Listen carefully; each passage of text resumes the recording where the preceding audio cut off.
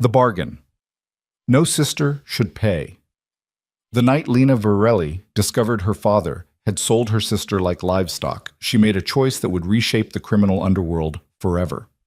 In the shadowed mansions of America's most ruthless crime families, daughters aren't loved, they're leveraged. Mia was innocent, barely 19, promised to a monster who collected broken women like trophies. Lena had 72 hours to stop it. What she did next wasn't heroic. It was calculated, dangerous, and irreversible. She walked into her father's office and offered herself instead. If you want to see how far a sister's love can reach into the darkness, stay until the end. Hit that like button and comment your city below so I can see how far Lena's story travels across the world. The Varelli mansion sat like a monument to blood money on the outskirts of Chicago, its limestone walls holding secrets that would never see daylight. Inside, beneath crystal chandeliers that cost more than most people earned in a lifetime, Lena Varelli stood outside her father's study with her hand pressed against the mahogany door, listening to him auction off her sister's future. "The Calabrese boy will take her," Dominic Varelli's voice carried through the wood, thick with cigar smoke and satisfaction. "He's agreed to our terms. The marriage happens in 3 months. Lena's breath caught. Marco Calabrese. She knew that name, had heard the whispers that followed it through Chicago's underworld like a curse. A man who'd put 2 previous wives in the ground before their 30th birthdays. A man whose appetites ran dark enough that even hardened criminals wouldn't speak of them aloud. And her father was giving him Mia. Her hand trembled against the door. 26 years of being Dominic Varelli's daughter had taught Lena exactly what she was worth in his eyes. Less than his reputation, less than his alliances, certainly less than his sons. She was the eldest daughter, the one who'd learned to be invisible, to move through her father's world like smoke. Useful enough to keep around, forgettable enough to ignore. But Mia was different. Mia still laughed. Mia still believed their father might love them if they were good enough, quiet enough, perfect enough. At 19, Mia hadn't yet learned that Dominic Varelli's children were just another form of currency, to be spent when the price was right. The study door opened before Lena could move away. Her father's consigliere, Vincent, stepped out, his weathered face carefully neutral as his eyes swept over her. "Miss Varelli," he nodded once. "Your father's busy. I need to speak with him." "Not now." Vincent moved to close the door. Lena's hand shot out, stopping it. Something in her expression made Vincent pause. Maybe he saw the calculation there, the cold mathematics of a woman who'd finally run out of ways to stay silent. "It's about Mia's engagement," Lena said quietly. "He'll want to hear this." Vincent studied her for a long moment, then stepped aside. 5 minutes. The study smelled like power and tobacco, all dark wood and leather chairs that had witnessed decades of terrible decisions. Dominic Varelli sat behind his desk like a king on a throne, his silver hair perfectly groomed, his suit tailored to hide the bulk of a man who'd spent 30 years ruling Chicago's underworld through fear and precision. He didn't look up when Lena entered. "What do you want?" "I want to talk about Mia's marriage. It's done. Calabrese accepted our terms." He signed something on his desk, still not looking at her. "The alliance will strengthen our position in the Northwest Territories. Your sister should be grateful." Grateful. The word tasted like poison. Lena moved closer to the desk, her footsteps silent on the Persian rug. "Marco Calabrese is a monster. Marco Calabrese is a valuable ally." Now Dominic looked up, his eyes cold and flat as a shark's. "This family doesn't survive on sentiment, Lena. It survives on strategic marriages, useful alliances, and knowing when to capitalize on our assets." Our assets. That's what Mia was to him. What Lena herself had always been. "She's 19 years old. She's a Varelli. She'll do her duty." Dominic returned his attention to his paperwork, dismissing her. "You're dismissed." Lena didn't move. In her mind, she was calculating odds, measuring risks, counting the cost of what she was about to do. The smart play was to walk away, to accept that this was how their world worked. Daughters were traded like stocks, married off to seal deals and settle debts. Fighting it was pointless. But Lena had never been good at making the smart play when it came to her sister. What if there was a better alliance, she heard herself say. Dominic's pen stilled. What? The Calabrese marriage gives you the Northwest Territories, but it ties you to a family with a dying patriarch and 3 sons who will be at war with each other within a year of his death. Lena kept her voice steady, professional, the way she'd heard her father's men speak when they were negotiating. It's a short-term gain for long-term instability. And you're suddenly a strategist? Dominic's voice carried an edge of mockery, but he was listening. That was something. I'm observant. I've spent my whole life watching you build this empire. Lena moved closer, placing her hands on his desk. The Morettis sent a representative to the Winter Gala last month, Adrian Moretti himself. Her father's eyes narrowed. The Morettis aren't looking for Chicago alliances. They weren't.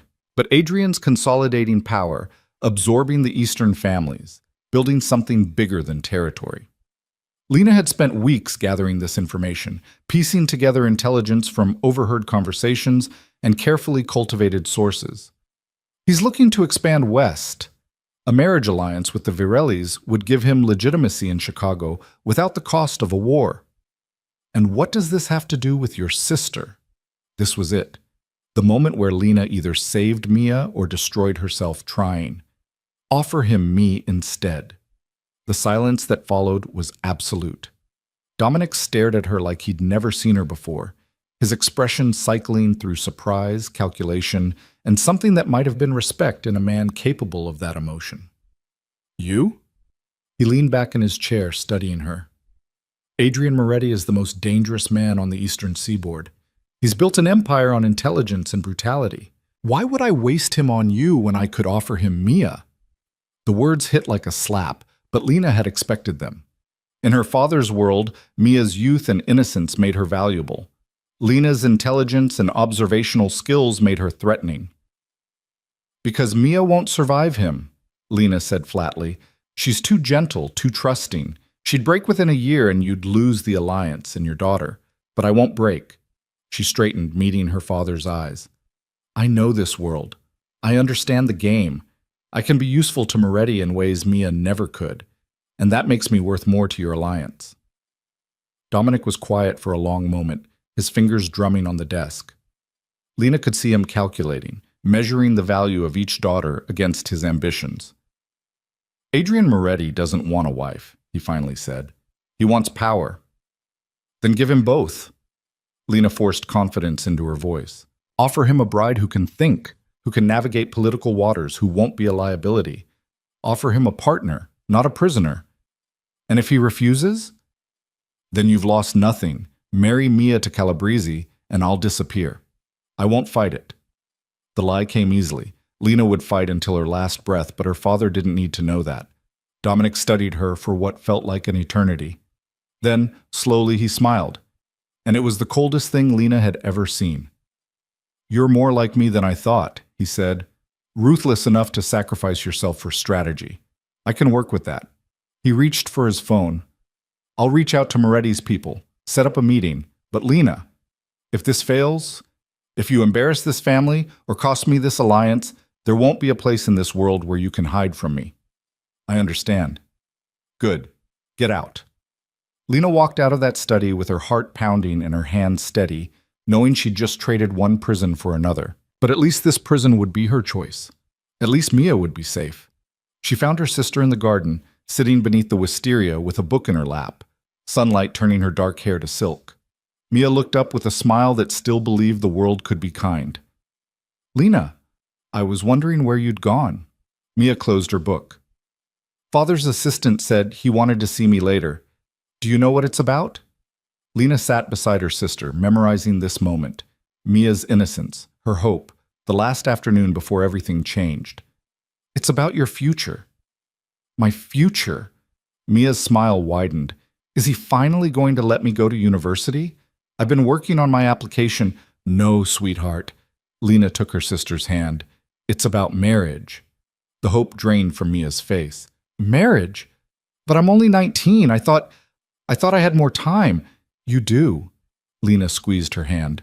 I'm taking care of it. What do you mean? I mean you're not getting married. Not to anyone father chooses. Not until you're ready. Lena pulled Mia close, holding her tight. I promise you, Mia, you're going to have the life you want. You're going to be free. Mia pulled back, her dark eyes searching Lena's face. What did you do? What I had to. Lena, trust me. Lena forced a smile. When have I ever let you down? The meeting with the Morettis was set for the following week at a neutral location, a private room in one of Chicago's oldest hotels, the kind of place where the staff knew not to remember faces or ask questions. Lena spent those 7 days preparing like she was going to war, learning everything she could about Adrian Moretti.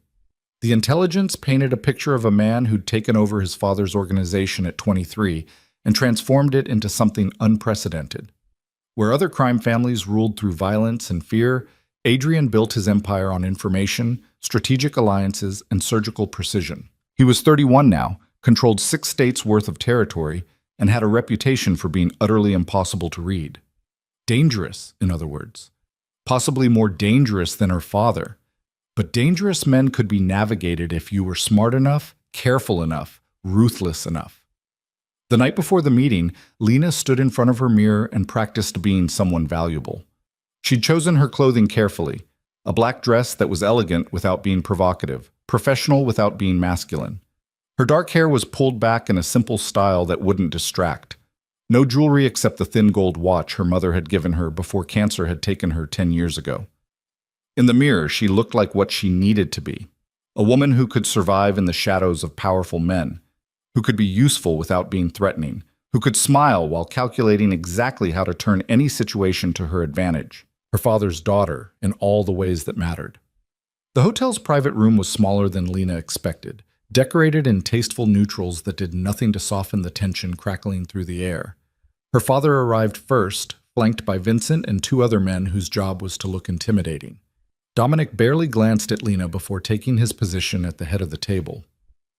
Remember, he said quietly, you're representing this family. Don't embarrass me. Lena nodded, taking her seat to his right. Her heart was hammering, but her hands were steady in her lap. She'd learned years ago how to hide fear behind a mask of calm. The door opened. Adrian Moretti entered like he owned the room, and perhaps he did. Power followed him like a second shadow, something in the way he moved, the way the air seemed to shift around him. He was taller than Lena expected, lean and broad-shouldered in a perfectly tailored charcoal suit, dark hair, dark eyes that swept the room with the kind of precision that missed nothing.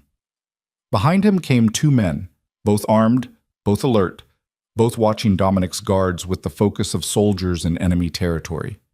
Varelli. Adrian's voice was smooth, controlled, with just enough edge to remind everyone present that he'd built his empire on being smarter than his enemies. He took the seat across from Dominic without waiting for an invitation. You said you had a proposal worth my time. I do. Dominic gestured to Lena. My daughter, Lena. I believe you met briefly at the Winter Gala. Adrian's eyes shifted to Lena, and she felt the weight of his assessment like a physical thing. This was a man who made his living reading people, who'd survived in their world by knowing exactly when someone was lying, when they were weak, when they could be used.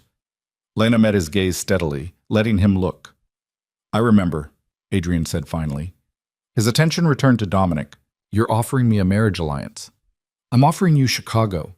My daughter comes with territory, connections, and legitimacy that would take you years to build otherwise. Dominic leaned back, confident.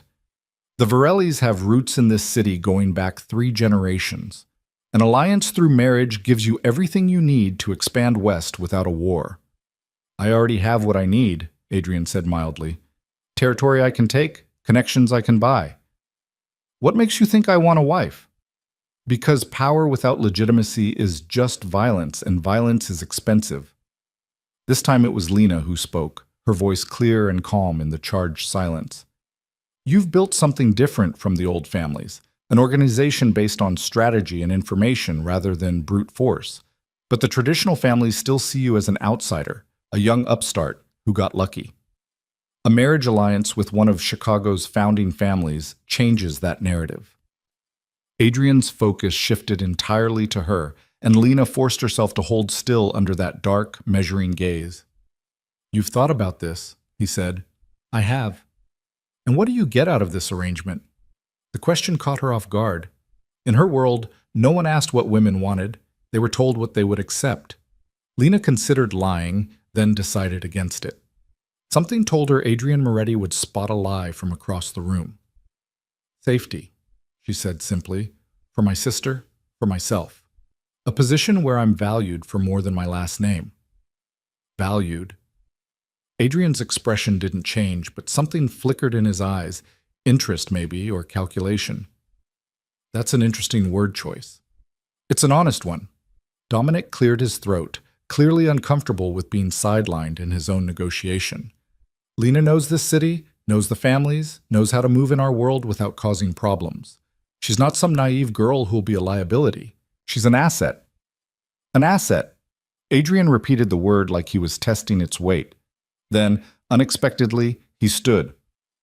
"I'll need to speak with your daughter, alone." The room went very still. Dominic's jaw tightened and Vincent's hand moved fractionally toward his weapon.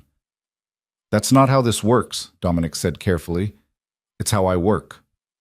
Adrian's voice carried no threat, no aggression, just absolute certainty. "If I'm considering a marriage alliance, I need to know who I'm actually allying with. 5 minutes. Your men can wait outside the door if it makes you feel better." It was a power play, a way of establishing that Adrian Moretti didn't follow other people's rules. Lena could see her father calculating the risks, weighing his need for this alliance against his pride. "Fine," Dominic finally said. He stood, gesturing to his men. 5 minutes. "But Lena, be smart." Then they were gone, and Lena was alone with the most dangerous man in the Eastern Territories. Adrian didn't speak immediately. He moved to the window, looking out over Chicago's skyline with his hands in his pockets, relaxed in a way that somehow made him seem more threatening rather than less. "Your father's a piece of work," he said conversationally. Lena didn't know how to respond to that, so she stayed silent. "He tried to sell me your sister first," Adrian continued, still not looking at her. 3 weeks ago. Very enthusiastic about her youth and beauty, very clear that she'd be obedient and grateful. When I declined, he seemed genuinely surprised. Lena's heart stopped. "You knew about Mia." "I make it my business to know everything." Now Adrian turned, leaning against the window frame. "So when Dominic Varelli suddenly offers me his other daughter, his older, smarter, less conventionally valuable daughter, I have to wonder what changed." He knew. Somehow he knew exactly what Lena had done. "I changed his mind," Lena said carefully, "by offering yourself instead." It wasn't a question. "Why?" "Because Mia deserves better than this world." "And you don't?" The question hit harder than Lena expected. She thought about lying again, about giving him the answer he probably expected, that she was resigned to her fate, that she accepted this was how their world worked. Instead, she told the truth. "I don't know what I deserve," she said quietly, "but I know what I can survive. And I can survive you. Mia couldn't." Adrian was quiet for a long moment, studying her with those dark, unreadable eyes. "You're afraid of me." "I'd be stupid not to be." "But you're sitting here anyway, offering yourself as a strategic sacrifice for a sister who might not even know what you've done." He moved closer, each step measured and deliberate. "That's either incredibly brave or incredibly foolish." "Maybe both." The corner of his mouth lifted, not quite a smile, but something close. "Your father thinks you'll be useful to me. Connections, legitimacy, someone who knows how to navigate Chicago's power structures." He stopped a few feet away from her chair. "But what do you think you bring to this arrangement, Lena?" This was a test. Lena could feel it, the weight of his attention focused entirely on her answer. She could be modest, downplay her value, play the role of the grateful daughter accepting her fate. Or she could be honest. "I'm smart," she said, meeting his eyes. "Smarter than my father realizes, smarter than most of his men. I've spent my entire life watching how this world works, learning the games, understanding the players. I know every family in Chicago, every alliance, every grudge, every weakness." She stood, refusing to let him tower over her. You want to expand west? I can tell you exactly who to approach, who to avoid, who can be bought, and who needs to be threatened. I can navigate social situations that would be minefields for an outsider. I can be your eyes and ears in places you can't go. A spy. A partner, Lena corrected. Someone invested in your success because it's also my survival. Someone who won't lie to you because I'm smart enough to know that lying to you would be suicide. She took a breath. I'm not my sister. I won't smile and nod and be decorative, but I can be valuable. And in our world, that's worth more than beauty. Silence stretched between them. Adrian's expression was unreadable, his dark eyes searching her face for something Lena couldn't identify. You're right, he finally said. You are smarter than your father realizes. He moved back to the table, resting his hands on the back of a chair.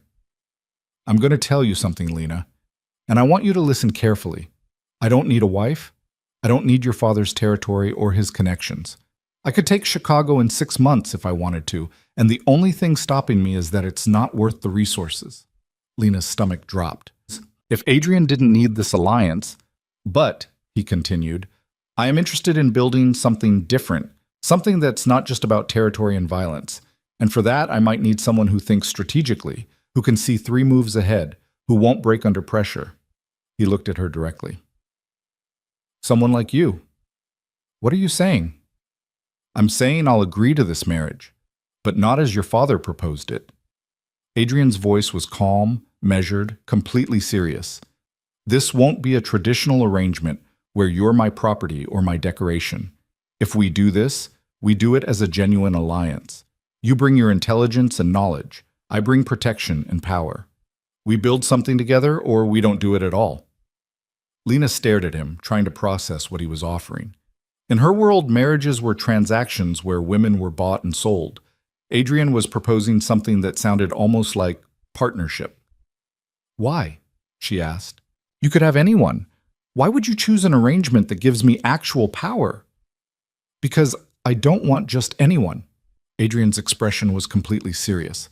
I want someone smart enough to be useful, ruthless enough to survive, and honest enough to tell me the truth even when it's uncomfortable. From what I've seen in the last 5 minutes, you're all 3. He paused. But I'm also going to give you something your father never has. A choice. A choice? We can do this marriage alliance on terms that benefit us both, or you can walk away. I'll still decline your father's offers, and you can find another way to protect your sister. Adrian pulled out the chair, sitting down. But if you choose this, Lena, I need you to understand what you're choosing. I'm not a kind man. I'm not a safe man. The world I operate in is violent and unforgiving, and being associated with me will paint a target on your back. So choose carefully. Lena's mind was racing. This wasn't what she'd expected. Not the offer, not the choice, not the strange, terrifying possibility that this arrangement might be something other than a slow death. But she'd learned long ago to be suspicious of things that seemed too good to be true. What do you really want from me? She asked quietly. Adrian smiled then, a real smile, sharp and dangerous and somehow honest.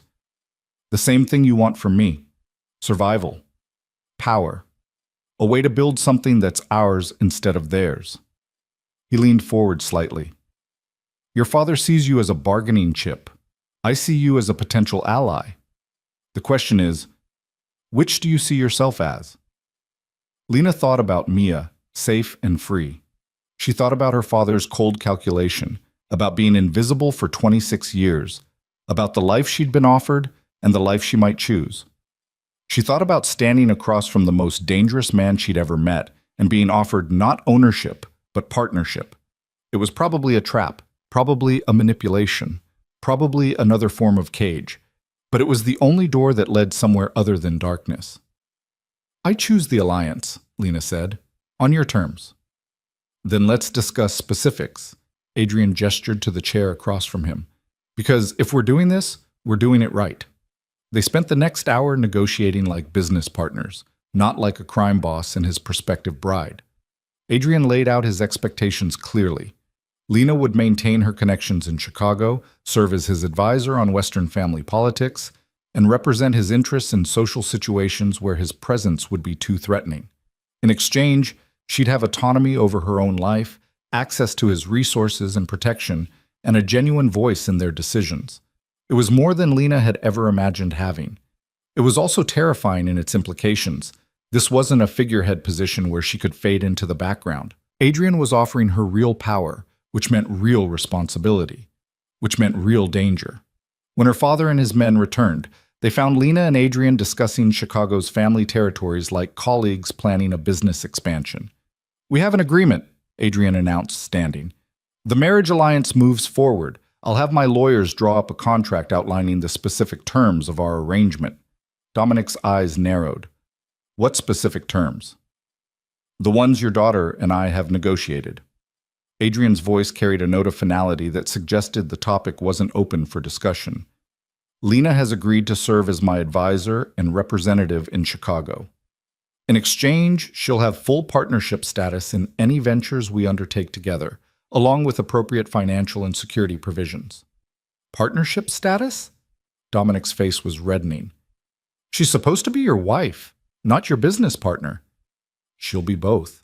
Adrian moved toward the door, his men falling in behind him. "The contract will be delivered by the end of the week. I suggest you read it carefully before you have any objections." He paused at the door, looking back at Lena. "I'll send a car for you Friday evening. We have a charity gala to attend. Your first public appearance as my fiancée. Wear something appropriate." Then he was gone, leaving Lena alone with her father's fury. "What did you do?" Dominic hissed the moment the door closed. "Partnership status. Financial provisions? You were supposed to be submissive, grateful, not negotiate like you have any value. I have exactly as much value as Adrian Moretti thinks I do," Lena said calmly, even though her heart was pounding. "And apparently, he thinks I'm worth more than you ever did." Her father's hand rose, and for a moment Lena thought he might actually hit her. But Vincent stepped forward, his voice low and urgent. "Boss, the Moretti contract will be legally binding. If you touch her now, you risk the entire alliance." Dominic's hand lowered slowly, but his eyes promised violence. "You think you're clever, offering yourself to the most dangerous man on the eastern seaboard. But you've made a mistake, Lena. Adrian Moretti doesn't want a partner. He wants control. And when he's done using you, when you've served your purpose, he'll discard you like everyone else who's ever trusted him." "Maybe," Lena said quietly, "but at least I'll have chosen it." She walked out of that hotel room with her head high and her hands steady, knowing she'd just irrevocably changed her life. There was no going back now, no safety net, no escape route. She'd offered herself to a man who could destroy her with a word, all to save a sister who might never know what she'd sacrificed. That night, Lena found Mia in her room, packing a suitcase. "Where are you going?" Lena asked from the doorway. Mia looked up, her eyes red from crying. "Father told me about Marco Calabrese, about the marriage. I won't." Her voice broke. "I'm leaving. Tonight. I'll go somewhere he can't find me." "Mia, stop." Lena crossed the room, catching her sister's hands. "You're not marrying Marco Calabrese." "But Father said—" "Father was wrong. The arrangement changed." Lena pulled Mia down to sit on the bed. "I'm marrying Adrian Moretti instead." The color drained from Mia's face. "Adrian Moretti? Lena, no! He's even more dangerous than Calabrese. Everyone says he's brilliant and ruthless and completely unpredictable. I know what everyone says." "Then why would you—" Understanding dawned in Mia's eyes, followed by horror. "You're taking my place. Again. Just like when we were kids, when you'd take the blame for things I did, when you'd—" She grabbed Lena's shoulders. "I'm not a child anymore. You can't keep sacrificing yourself for me." "I'm not sacrificing anything," Lena lied gently. "I'm making a strategic choice. Adrian Moretti is dangerous, yes, but he's also intelligent, reasonable. He's given me terms that actually make this bearable." "Terms?" Mia's laugh was bitter. "Lena, he's a crime boss. Whatever he promised you is more than I'd get from anyone else Father chose." Lena squeezed her sister's hands. "Mia, listen to me. This is done. The agreement's been made. And honestly, I think I might actually survive this. Maybe even thrive." "And if you don't?" If he turns out to be as terrible as everyone says? Lena thought about Adrian's dark eyes, about the strange conversation where he'd offered her choice instead of commands, about the contract promising partnership instead of ownership. "Then I'll handle it," she said with more confidence than she felt. "But at least you'll be free. That's what matters." Mia pulled her into a fierce hug, and Lena held her sister tight, memorizing this moment. The last time she could be just Lena, just a sister, before she became Adrian Moretti's wife, and everything that entailed. "Promise me something," Mia whispered against her shoulder. "Promise me you'll actually try to be happy, not just survive. Be happy." Lena wanted to promise, wanted to believe that happiness was possible in an arrangement built on strategy and survival, but she'd never been good at lying to her sister. "I promise I'll try," she said instead. The contract arrived 3 days later, delivered by a lawyer in an expensive suit who waited while Dominic read through its terms. Lena watched her father's face cycle through rage, disbelief, and grudging respect as he absorbed exactly what Adrian had agreed to: financial independence, security provisions, veto power over any decisions that directly affected her, a prenuptial agreement that protected her assets in the event of divorce or death. "He's giving you everything," Dominic said finally, his voice flat with disbelief. "Everything you'd never get in a traditional arrangement." "Yes," Lena said simply. "Why?" It was the same question Lena kept asking herself. Why would Adrian Moretti, who could have any arrangement he wanted, choose to give her actual power? "Because he thinks I'm worth it," she said, and tried to believe it was true. The gala on Friday night was Lena's introduction to Adrian's world, and it was nothing like the function she'd attended with her father. This wasn't Chicago's old money and established families. This was new power, dangerous power, people who'd built empires on intelligence and ruthlessness rather than inherited territory. Adrian's driver picked her up at 8, and Lena spent the car ride practicing the mask she'd need to wear. Confident but not arrogant. Intelligent but not threatening. Worthy of standing beside the most powerful man in the room. Adrian was waiting for her at the gala entrance, devastating in a black tuxedo that made his dark eyes seem even more intense. He offered his arm without comment, and Lena took it, letting him guide her into a ballroom full of people who would be measuring her worth with every glance. "Nervous?" he asked quietly as they moved through the crowd. "Terrified," Lena admitted. "Good. Fear keeps you sharp." Adrian nodded to a group of well-dressed men who watched them with undisguised interest. "The tall one is Senator Morrison, owned by the Calabrese family. The woman in red is Victoria Chen, runs the Eastern Gambling Territories. The man by the bar is my second-in-command, Marcus. He'll want to meet you." "You're testing me," Lena realized. "Seeing if I can navigate this." "I'm seeing if you can do what you claimed.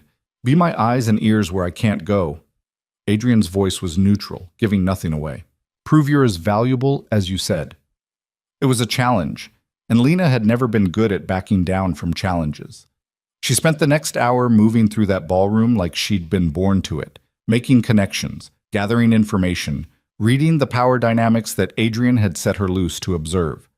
She smiled at the right people, asked the right questions, and watched everything with the careful attention that had kept her alive in her father's house.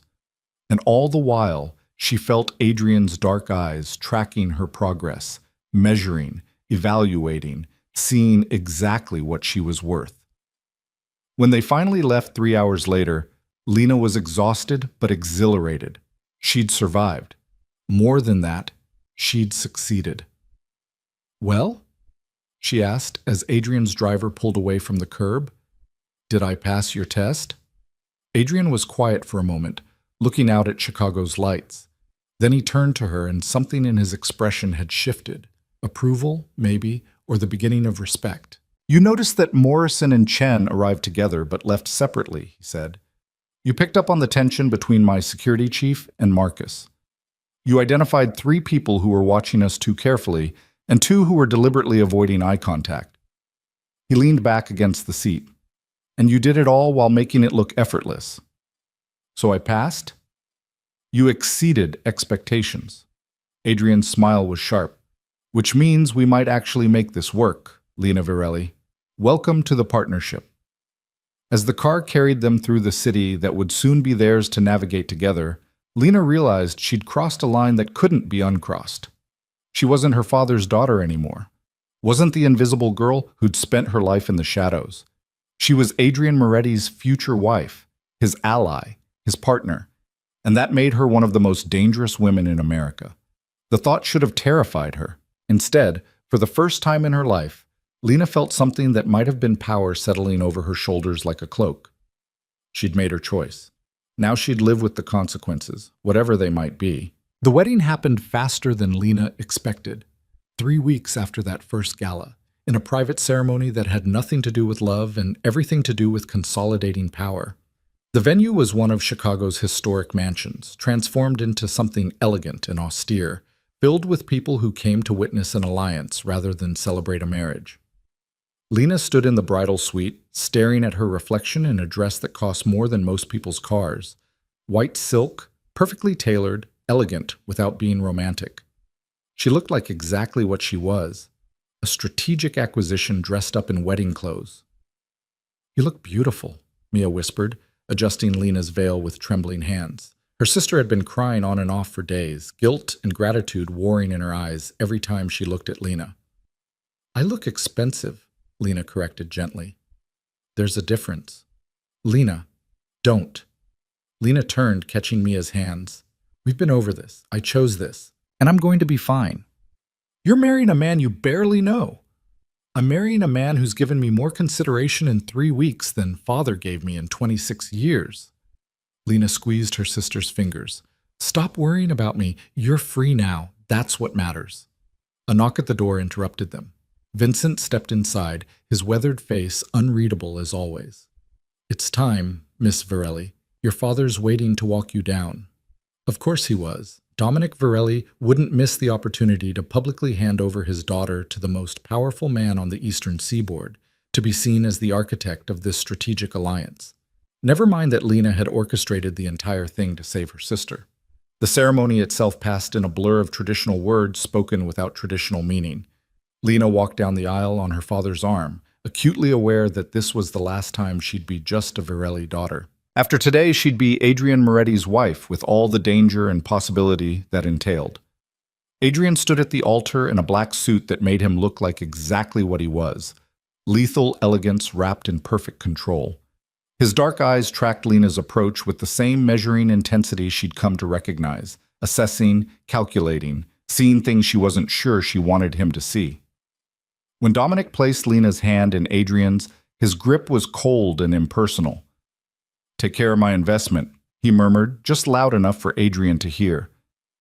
"She's not an investment," Adrian replied quietly, his voice carrying an edge that made Dominic's jaw tighten.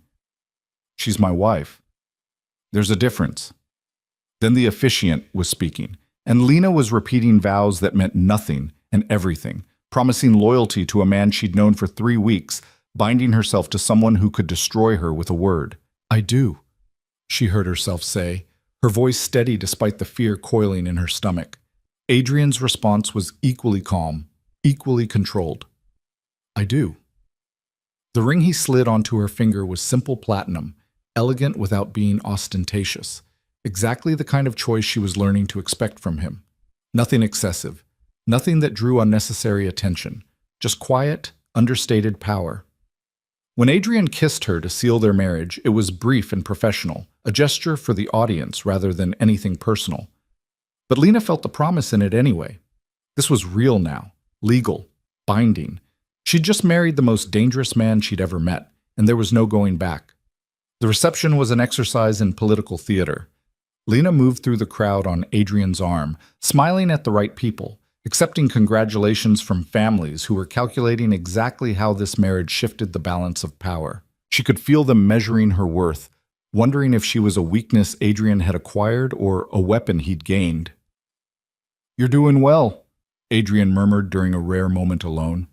They stood at the edge of the ballroom, champagne glasses in hand, watching the carefully orchestrated chaos. Convincing performance. It's not a performance. Everything's a performance in our world. He took a sip of his champagne, his eyes tracking someone across the room. "But you're better at it than most. Senator Morrison's wife has been trying to get information out of you for the past 20 minutes, and you've given her absolutely nothing useful while making her feel heard. Lena glanced at the woman in question, who was now talking animatedly with a group of political wives. She wanted to know if you were planning to make a move on the Northern Territories.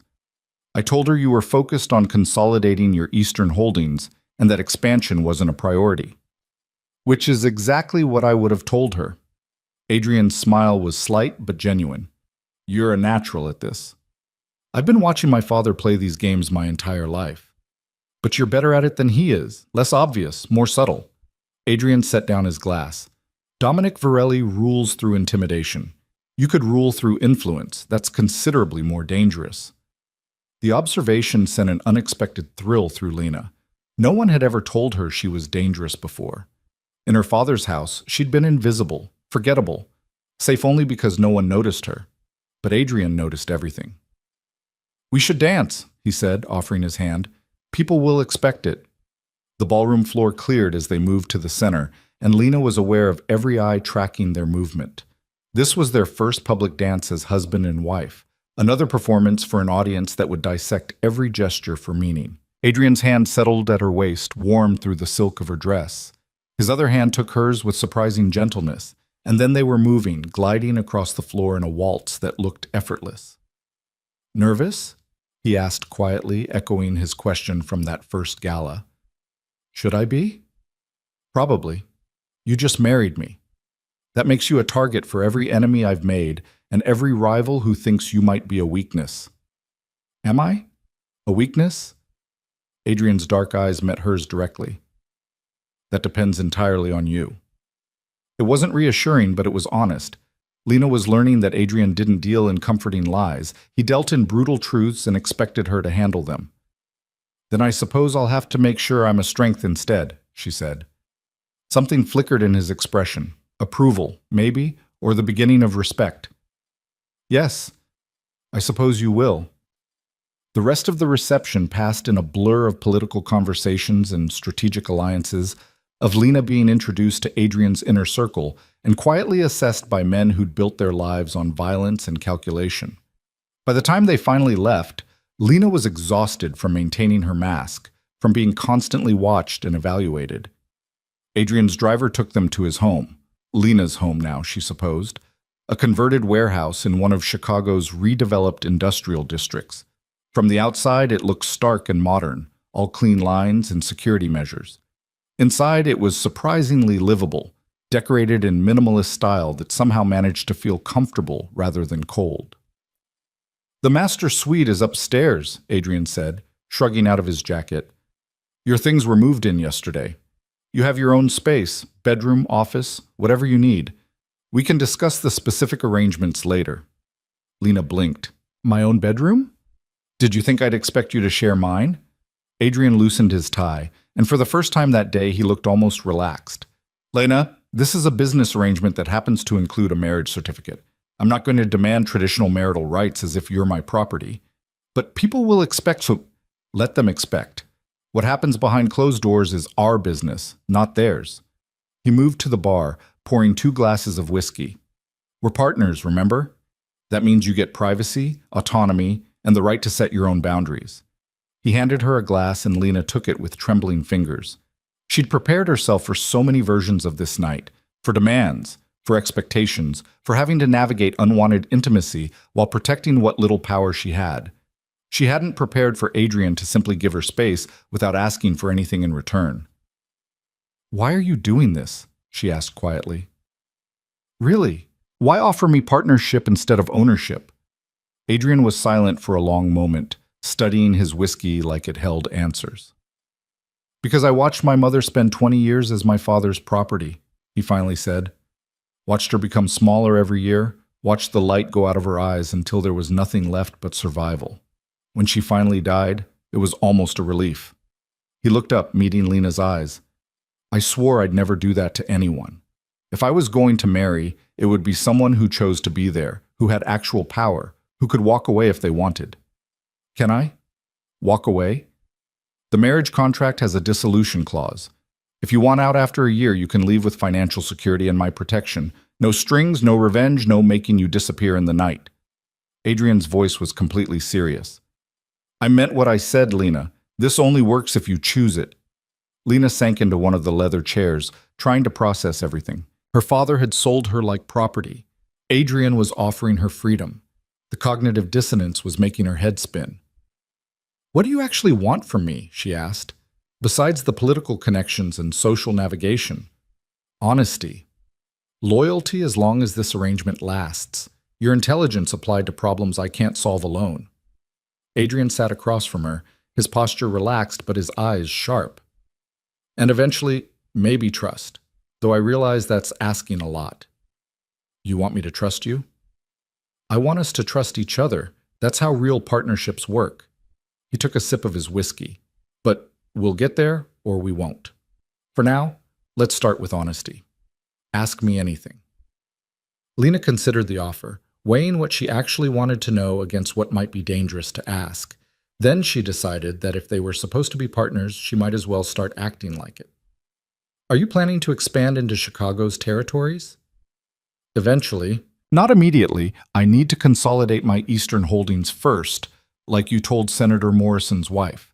But yes, within 2 years, I'll need Chicago access. And my father is a useful ally until he's not. Then he'll be a problem to solve. Adrian's voice held no emotion. Does that bother you? No, Lena said honestly. My father's been a problem my entire life. I won't mourn his downfall. Good, because it's coming, one way or another. Men like Dominic Varelli don't adapt to changing circumstances. They double down on old methods until someone smarter replaces them. Adrian leaned forward slightly. Your turn. What do you want from this arrangement?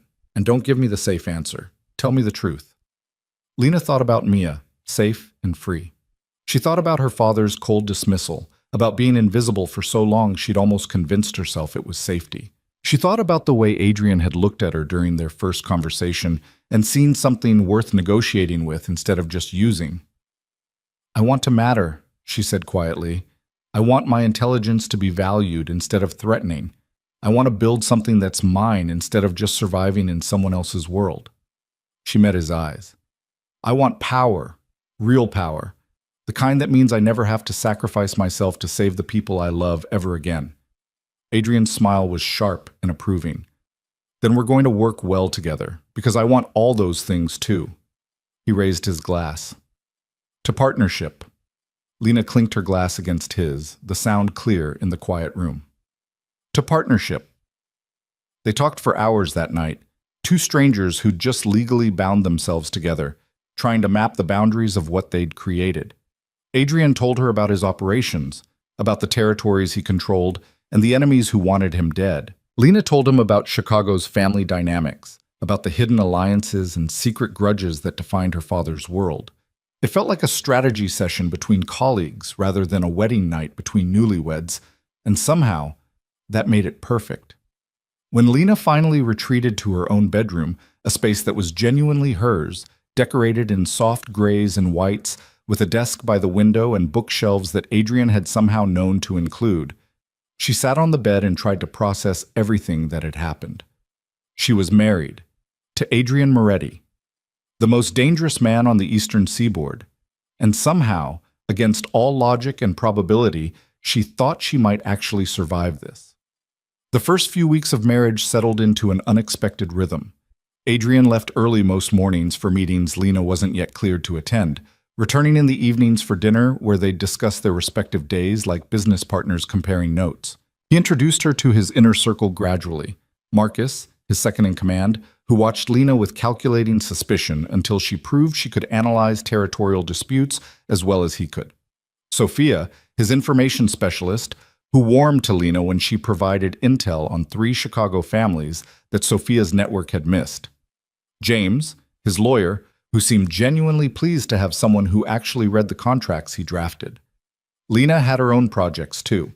Adrian gave her access to his files on Chicago's power structure and asked her to update his intelligence, to flag weaknesses and opportunities his Eastern perspective had missed. She spent hours in her office, building comprehensive profiles on every major family, every small-time operator, every corrupt official who might be useful. It was the kind of work she'd always been good at: observation, analysis, strategic thinking. But this was the first time anyone had actually valued it. "You're wasted as just a social liaison," Marcus told her one evening, 3 weeks into the marriage. They were in Adrian's study, reviewing territorial maps. "You think like an operator." "My father would call that unfeminine." "Your father's an idiot." Marcus tapped the map where Lena had marked 3 potential expansion points her father's men had overlooked. "Adrian should put you in actual operations. You'd be good at it." The comment stayed with Lena, warming something cold inside her chest. In her father's world, her intelligence had been something to hide, to downplay, to apologize for. In Adrian's world, it was currency. She was still processing this revelation when her father demanded a meeting. The summons came through Vincent, delivered with the kind of formal courtesy that barely masked Dominic Varelli's fury. Apparently, 3 weeks of marriage to Adrian Moretti had been long enough for her father to realize exactly how much power Lena had actually gained. "He wants to meet at the old house," Vincent told her over the phone. "Tomorrow afternoon, just you." "And if I refuse?" "He said to tell you it concerns your sister." Lena's blood went cold. "What about Mia?" "He didn't say, just that you'd want to hear it." She told Adrian that evening over dinner, watching his expression carefully for signs of anger or control. Instead, he set down his fork and considered the information like he would any tactical problem. "It's a power play, son," he said finally. "He's testing whether you'll still come when he calls, whether you're really mine or still his." "What do you think I should do?" "What do you want to do?" Lena thought about Mia, about the threat implicit in her father's message. "I want to go, but I want to go protected." Adrian's smile was slight but approving.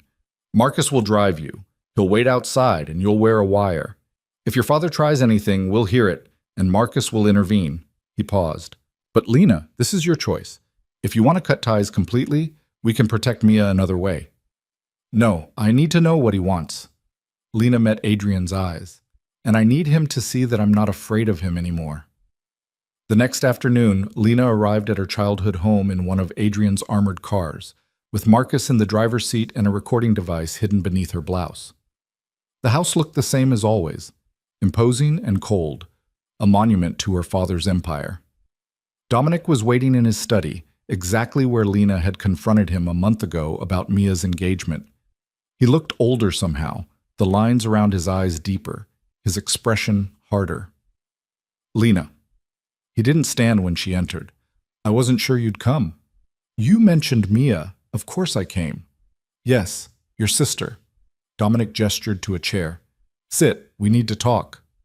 Lena remained standing. "What about Mia?" "She's been accepted to Columbia, full scholarship. She's planning to move to New York in the fall." Her father's voice was neutral, giving nothing away. "I thought you'd want to know." Relief flooded through Lena, so strong she almost stumbled. Mia was safe, free, getting everything she'd ever wanted. "That's wonderful," Lena managed. "Is it?" Dominic stood, moving to the window. "Your sister leaves for college. You've married into the Moretti organization. That leaves me with no daughters in Chicago, no immediate family to leverage for alliances. I'm sure you'll survive." "Will I?" He turned, and for the first time Lena saw genuine anger in his expression. "You think you're clever, don't you?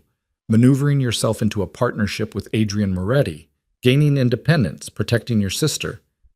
But you've made a critical mistake, Lena." "What mistake?" "You've forgotten where you come from, who made you, what you owe."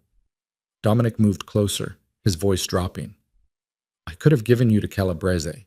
I could have married you off to any number of men who would have used you and discarded you. But I gave you to Moretti because you convinced me it was strategic.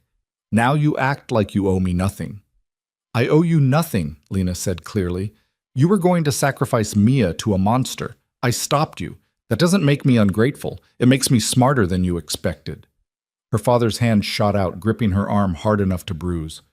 "You're still my daughter, still a Varelli. And that means you're still mine to command." "No." Lena didn't pull away, didn't flinch. "I'm Adrian Moretti's wife. That means I'm under his protection, his authority, his power structure. You gave me away, Father. You don't get to take me back. You think Moretti will protect you? Dominic's laugh was bitter. He's using you, just like I would have used you. The moment you stop being useful, he'll discard you. And when that happens, don't come crawling back to me. I won't need to. Lena pulled her arm free. Because unlike you, Adrian values intelligence over obedience. He wants a partner, not property.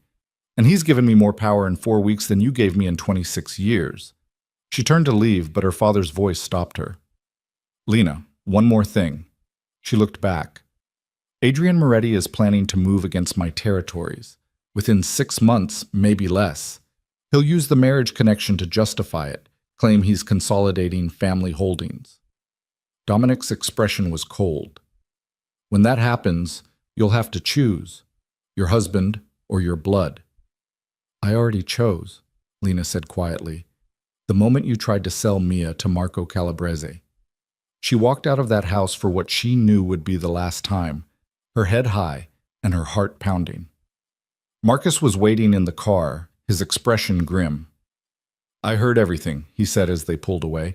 Your father's planning to push back when Adrian makes his move. He's gathering allies. I know.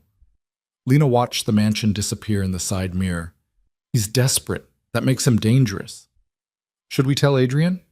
He already knows. My father's not subtle enough to hide this kind of preparation. Lena leaned back against the seat. But we should accelerate our timeline. If father's gathering allies, we need to move first. Marcus glanced at her with something that might have been respect. You sound like one of us. Maybe I am. That evening, Lena laid out everything for Adrian. Her father's threats, his alliance building, the timeline for his inevitable pushback against Moretti expansion. They sat in Adrian's study with territorial maps spread across the desk, planning like generals before a war. He's right about one thing, Adrian said, marking positions on the map. We will move against his territories. We were always going to. The marriage just determines how bloody it gets. And how bloody will it get? Adrian looked up, his dark eyes serious. That depends on your father. If he's smart, he'll negotiate a peaceful transition, maintain some holdings under our oversight, retire with dignity. If he's proud, Lena said flatly. He'll fight until he loses everything. Then we'll have to make sure he loses in a way that doesn't destroy half of Chicago in the process. Adrian stood, moving to the window. Lena, this is going to get complicated. Your father will use your sister against you if he can. He'll try to make you choose between family loyalty and your partnership with me. I already chose. I know, but it's going to hurt anyway. Adrian turned to face her. I need you to be sure, really sure, because once we start this, there's no backing down. Your father will become an enemy, and enemies in our world end up dead or imprisoned. Lena thought about Mia, safe at Columbia. She thought about her father's cold calculation, about being currency instead of a daughter. She thought about the power she'd gained in 4 weeks of partnership with Adrian. Real power, valued power, the kind that meant she mattered. I'm sure, she said.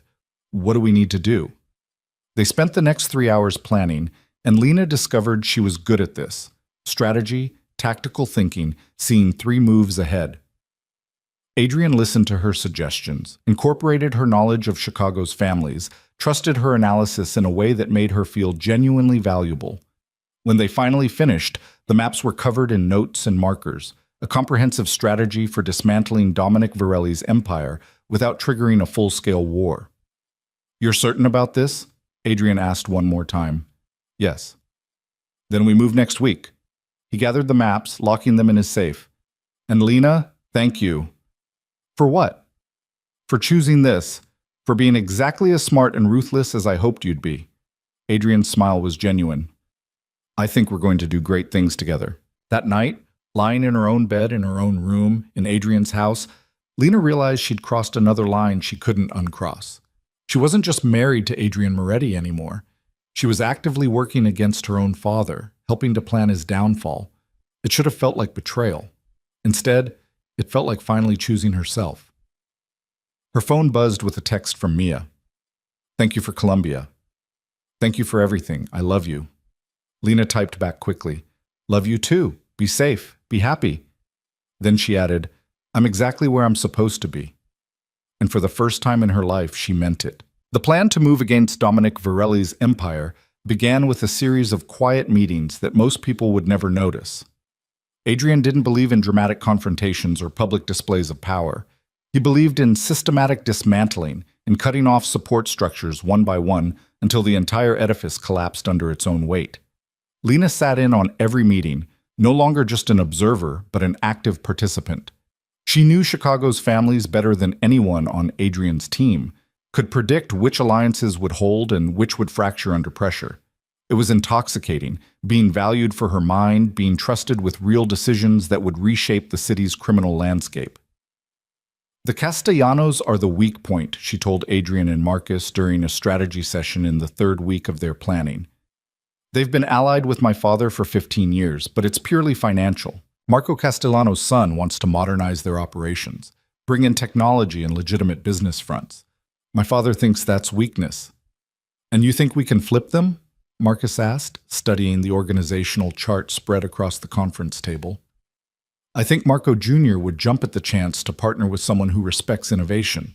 He's been pushing his father to update their money laundering operations for months. Lena tapped the chart. Offer him access to your cryptocurrency networks and technical expertise. He'll bring his father along. Adrian was quiet for a moment, his dark eyes studying Lena with that intensity she'd come to recognize. You're talking about splitting a 15-year alliance. Your father will see that as a direct attack. It is a direct attack, Lena said calmly. That's the point. And you're comfortable with that? My father made his choices. I'm making mine. She met Adrian's gaze steadily. Unless you're having second thoughts about this partnership. The corner of Adrian's mouth lifted in something that might have been a smile. No second thoughts. Just making sure you understand the consequences. Once we start this, your father will know you're actively working against him. Good. Let him know. Lena stood, moving to the window that overlooked Chicago's skyline. He spent my entire life underestimating me. It's time he learned exactly what that cost him. The meeting with Marco Castellano Jr. happened 3 days later in a private dining room at one of Chicago's most exclusive restaurants. Adrian had arranged everything with his usual precision, neutral territory, maximum privacy, and enough security to handle trouble if it arose. Marco Jr. arrived exactly on time, a lean man in his early 30s with sharp eyes and the careful posture of someone who'd spent his life navigating dangerous politics. He shook Adrian's hand with professional courtesy, then turned to Lena with barely concealed surprise. Mrs. Moretti, I wasn't expecting you to be part of this meeting. I'm part of all the meetings, Lena said smoothly, gesturing to the table.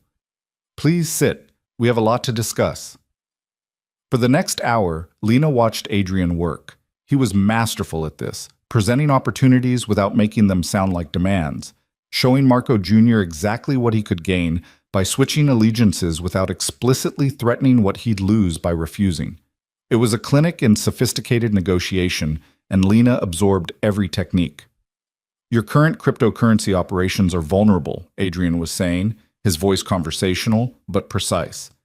The IRS has been building cases against 3 families using similar structures. It's only a matter of time before they expand their investigation. Marco Jr.'s expression tightened. My father insists the old methods are secure. The old methods are dinosaurs waiting for extinction. Adrian slid a folder across the table. These are the technical specifications for a new laundering network, blockchain-based, distributed across multiple jurisdictions, effectively untraceable using current law enforcement tools. We've been using it for 18 months. 0 prosecutions, 0 seizures. Marco opened the folder, his eyes widening as he scanned the contents. This is sophisticated. It's the future, Lena interjected quietly. The families that adapt will thrive. The ones that don't will end up in federal prison or bankrupt. My father thinks technology is weakness. Adrian understands it's the only way to survive modern law enforcement. Marco looked at her with new assessment in his eyes. Your father won't take kindly to you helping competitors access better operations. My father stopped being my priority the moment he tried to sell my sister to Marco Calabrese, Lena said flatly. Now my priority is building something sustainable, something smarter than brute force and old grudges. And you think the Morettis are that something? I know they are. I've seen the infrastructure. I've reviewed the operations. What Adrian's built is 20 years ahead of the traditional families. Lena leaned forward slightly.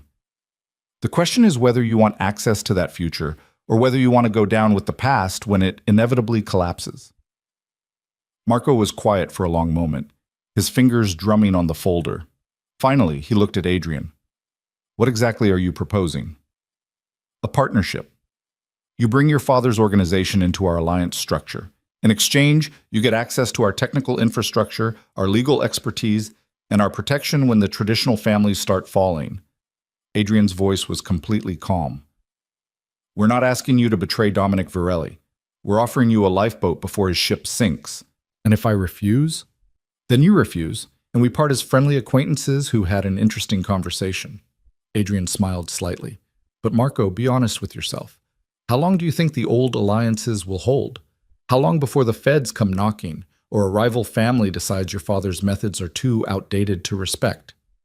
Marco stared at the folder for what felt like an eternity. Then he closed it carefully and met Adrian's eyes. I'll need to talk to my father. But personally, I think you're right. The old ways are dying, and I'd rather survive than go down with them out of misplaced loyalty. Take your time, Adrian said. But not too much time. Things are going to move quickly over the next few months. After Marco left, Lena and Adrian remained at the table, the remains of an untouched lunch between them. That went well, Marcus said from his position by the door. He'd been present the entire time, a silent reminder of Adrian's power. It went perfectly, Adrian corrected, his attention on Lena. You were excellent. The way you framed the choice, future versus past, survival versus loyalty, that sealed it.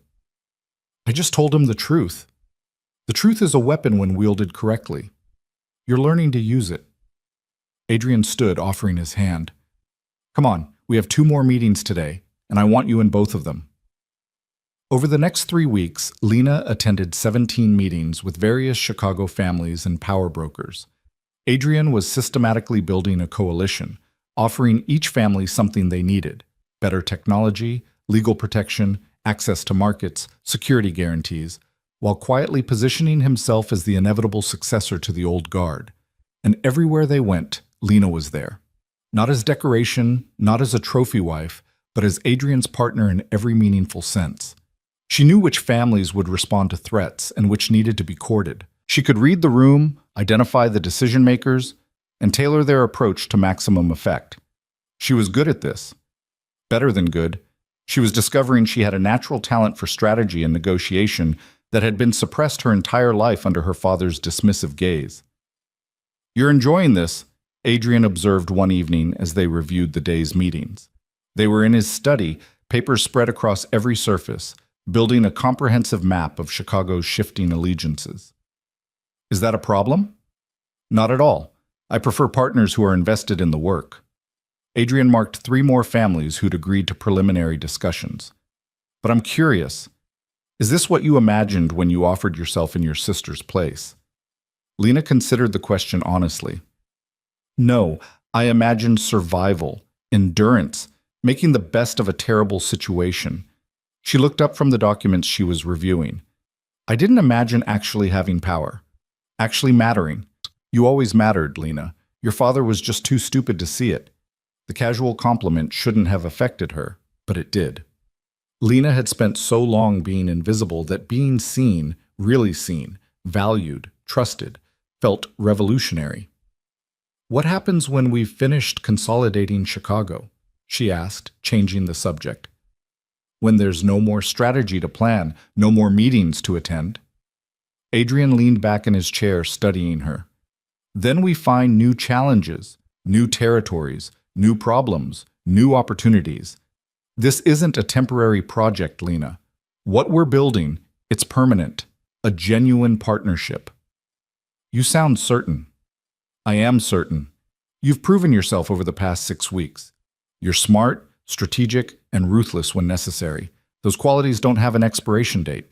Before Lena could respond, Adrian's phone buzzed with an incoming message.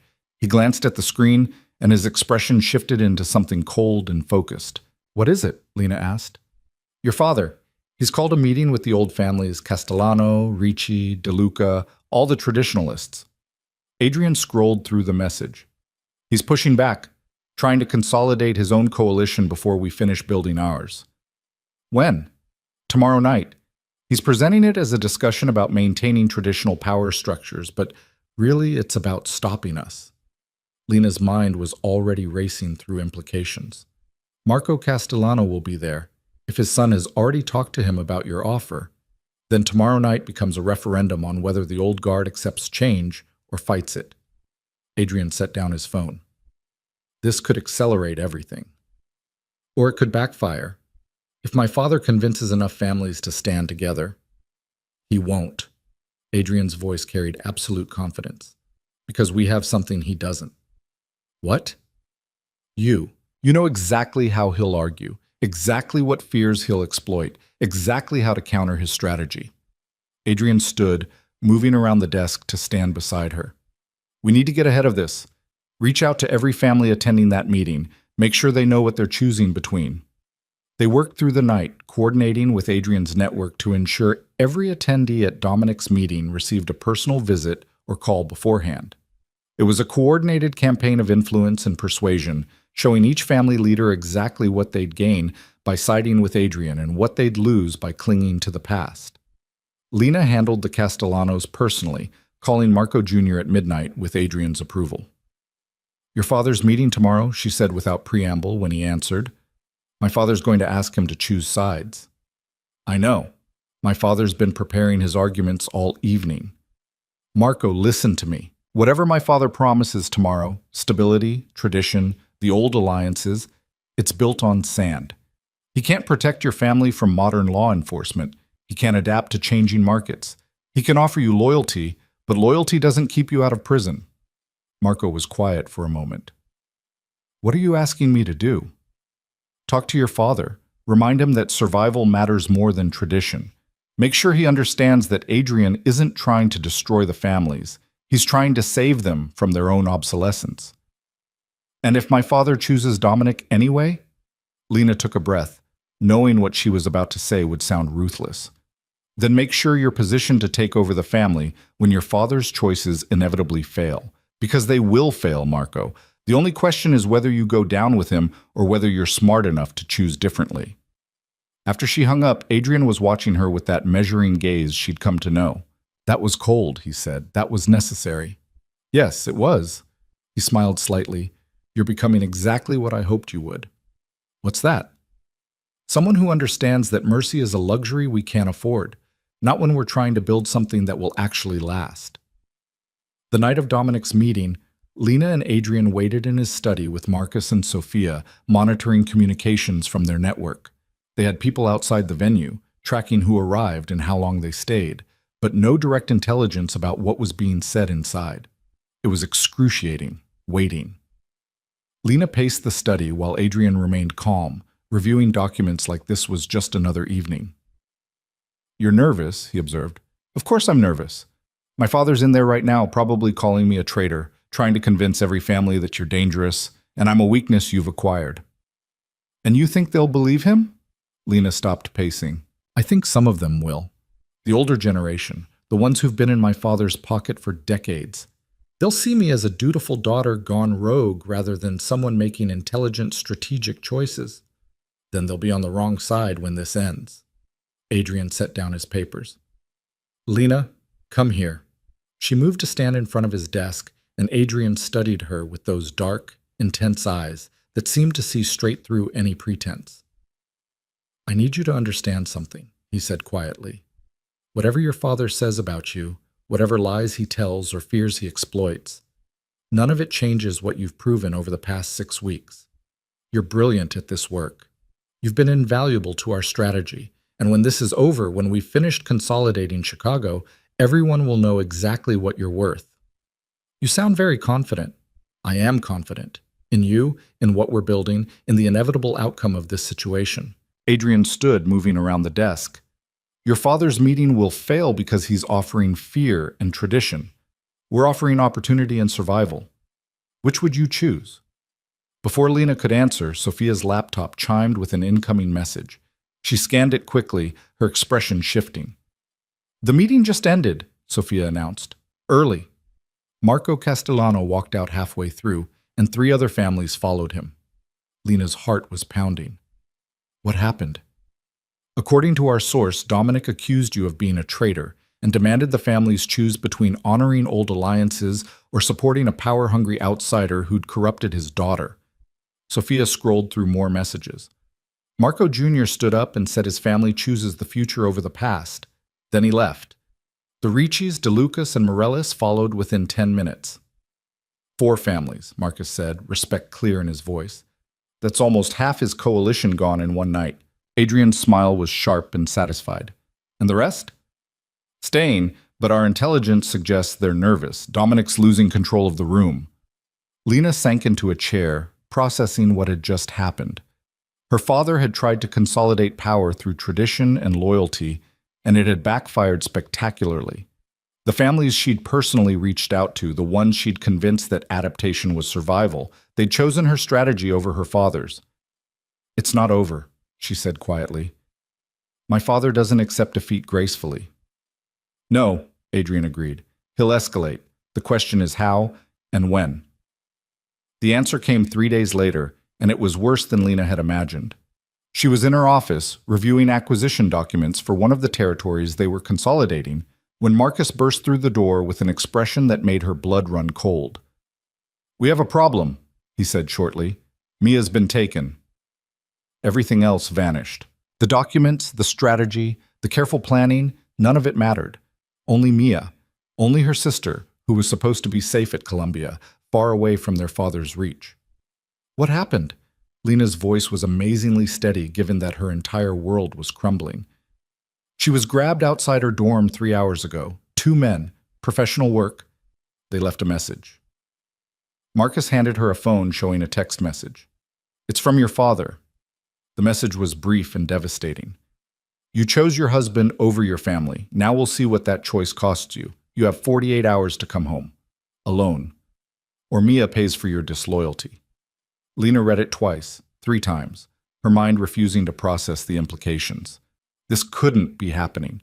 She'd sacrificed everything to keep Mia safe. She'd married Adrian, betrayed her father, rebuilt her entire life around protecting her sister, and now her father had taken Mia anyway.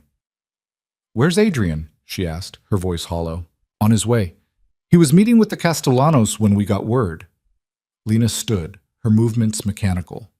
She needed to think, to plan, to find a strategy that would save Mia without destroying everything else. But her mind was a blank wall of terror and rage.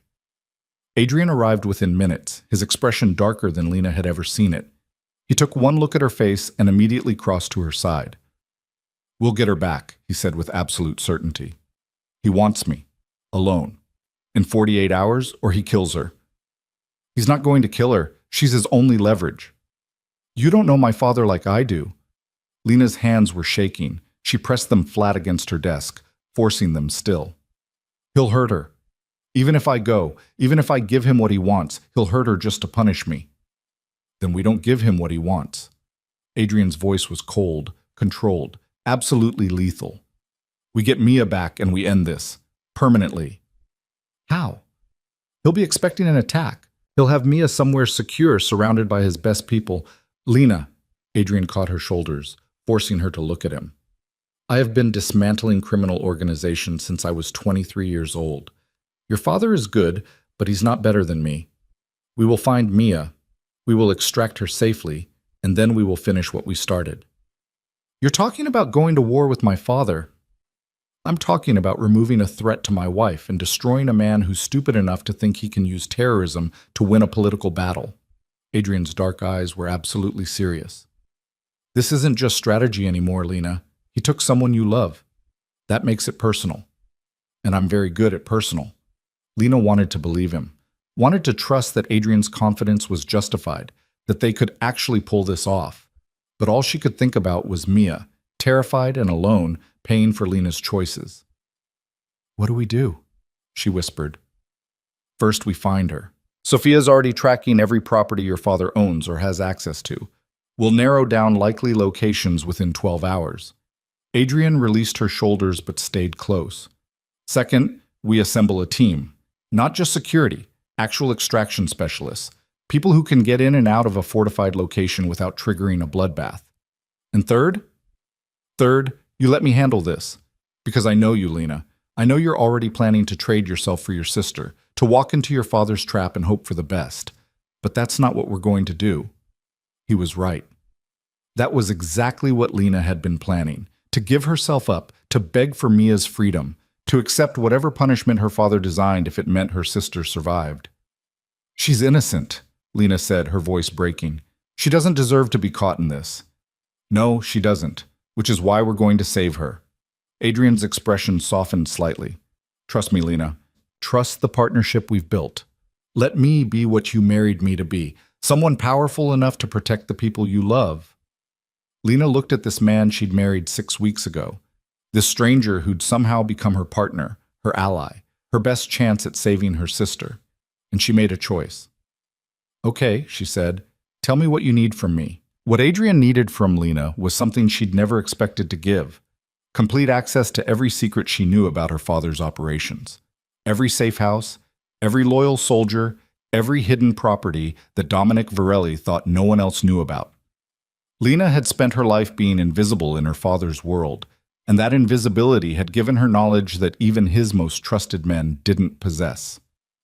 She sat with Sophia and Marcus in the war room Adrian had set up, a secure space in the basement of his building filled with monitors and secure communication equipment. For 8 straight hours, Lena drew maps from memory, listing properties and personnel with the kind of detail that came from years of careful observation. There's a warehouse in the industrial district, she said, marking it on the digital map Sophia was building. My father bought it through a shell company 15 years ago. Uses it for storage mostly, but it's fortified. Reinforced doors, security cameras, only 3 points of entry. Could he keep someone there, Marcus asked, making notes. He could. It's isolated enough that no one would hear anything, secure enough that extraction would be difficult. Lena closed her eyes, picturing the layout. But there's a weakness. The security system is old, runs on a closed circuit that Vincent installed back in 2015. If you can access the junction box on the south side, you can loop the camera feeds. Sophia was already typing. I can work with that. What else? They worked through the night, building a comprehensive map of every location where Dominic might be holding Mia. By dawn, they had narrowed it down to 7 possibilities, ranked by likelihood based on security, isolation, and strategic value. Adrian had been coordinating with his extraction team throughout the night, men Lena had never met but whose reputations preceded them. When he finally returned to the war room, his expression was grimly satisfied. We have thermal imaging on 3 of the properties, he announced, pulling up satellite feeds on the main monitor. The warehouse you mentioned shows heat signatures consistent with 4 to 6 people, one isolated in what looks like a storage room in the southeast corner. Lena's heart jumped. That's her. That has to be her. Probably, Adrian agreed. But we verify before we move. Marcus, I want eyes on that warehouse within the hour. Confirm the signatures, identify guard patterns, find me every weakness in their security. Already on it, Marcus said, heading for the door. Adrian turned to Lena and she saw exhaustion in his eyes for the first time since she'd known him. He'd been awake as long as she had, coordinating, planning, mobilizing resources to save a girl he'd never met because she mattered to his wife. You should rest, Lena said quietly. So should you. I can't. Not while Mia's... Her voice broke, and she fought to steady it. I keep thinking about how scared she must be. She doesn't understand this world like I do. She still thinks people can be reasoned with, that there are rules. There are rules, Adrian interrupted gently. They're just different from what she imagines. And one of those rules is that you don't touch another man's family without consequences. Your father broke that rule. Now he pays for it. I want to be there. When you extract her, I want to be there. Adrian was quiet for a long moment, his dark eyes searching her face. No. Adrian, I said no, Lena. You're too emotionally invested. An emotional investment gets people killed in tactical situations. His voice was firm but not unkind. I need you here, coordinating with Sophia, ready to adapt if the situation changes. That's where you're most valuable. She's my sister, which is exactly why you can't be in the field. If something goes wrong, if they use her as a hostage or a shield, you'll hesitate. You'll make decisions based on fear instead of strategy. Adrian moved closer, his expression serious. Trust me to bring her home safely. Trust the team I've assembled. Trust that I understand what she means to you, and I won't let her be hurt. Lena wanted to argue, wanted to insist on her right to be there when they saved Mia. But Adrian was right. She knew he was right. In a tactical situation, emotion was a liability, and Mia's safety was too important to risk on Lena's need to be present. Okay, she said finally, but if anything goes wrong, you'll be the first person I call. Adrian's hand found hers, squeezing once. I promise you, Lena, I'm bringing your sister home. The next 12 hours were the longest of Lena's life. Marcus confirmed the thermal signatures at the warehouse and identified 6 guards working in rotating shifts. Sophia hacked the security system exactly as Lena had described, giving them access to camera feeds that showed Mia in a storage room, alive but clearly terrified. The extraction team assembled and reviewed the tactical plan with the kind of precision that spoke to years of dangerous experience. And through it all, Lena could only wait and watch, and try not to imagine everything that could go wrong. Adrian's phone buzzed at hour 36, a message from Dominic demanding confirmation that Lena would meet his deadline. Don't respond, Lena said immediately when Adrian showed her the message. Let him think I'm coming. Let him think he's won. He'll escalate if you don't answer. Not yet. He's playing a psychological game, trying to make me panic, trying to force a mistake. Lena studied the message with the analytical distance she'd learned to apply to her father's manipulations. He'll wait until the last possible moment before he actually hurts her. That's how he operates. Maximum fear, maximum control. Adrian looked impressed. You're certain? I spent 26 years learning how his mind works. He wants me broken and desperate when I arrive. That means keeping Mia alive and relatively unharmed until he has me in front of him. Lena's voice was cold, controlled, everything she'd learned about surviving in their world. We have time. Not much, but enough. The extraction happened at hour 42, 6 hours before Dominic's deadline. Lena watched it unfold through body cameras worn by Adrian's team, her hands gripping the edge of Sophia's desk hard enough to leave marks. The team moved like shadows, silent and efficient. Sophia looped the security feeds while they bypassed the external locks, giving them 90 seconds of invisible approach before the guards would notice the anomaly. They breached through the south entrance exactly as planned, neutralizing 2 guards with suppressed weapons before anyone could raise an alarm. Lena watched Marcus move through the warehouse with lethal grace, his team fanning out to cover every angle. They reached the storage room where Mia was being held, and Lena held her breath as they breached the door. Mia was there, tied to a chair but visibly unharmed, her eyes wide with terror that shifted to confusion when armed men in tactical gear appeared instead of their captors. One of Adrian's men cut her restraints while the others secured the room, their movements coordinated and precise. We're friends of your sister, Lena heard someone say through the camera feed. We're getting you out of here. Then everything went wrong. An alarm blared through the warehouse, not the security system Sophia had compromised, but a secondary alert that Lena hadn't known existed. Her father had layered his security, anticipated the exact kind of technical breach they'd executed. Contact! Marcus's voice came through the comms, sharp and urgent. 4 additional hostiles armed, approaching from the north corridor. Gunfire erupted, controlled bursts that sounded impossibly loud through the speakers. Lena watched the body camera feeds dissolve into chaos as Adrian's team returned fire, protecting Mia while fighting their way toward the exit. Get her out! Marcus was shouting orders, directing his team with the kind of battlefield command that came from experience. Thompson, Wilson, cover our 6. Santiago, you're on principal protection. Mia was being half-carried, half-dragged toward the extraction point by a massive man who kept his body between her and any incoming fire. More guards appeared, and the tactical situation deteriorated rapidly. They're pinned down, Sophia said, her fingers flying across her keyboard. The north corridor is the only viable exit, and there are at least 6 hostiles blocking it. Lena's mind was racing. She knew this warehouse, had walked through it a dozen times over the years, when her father thought she wasn't paying attention. There had to be another way out, some route that... The loading dock, she said suddenly, on the west side.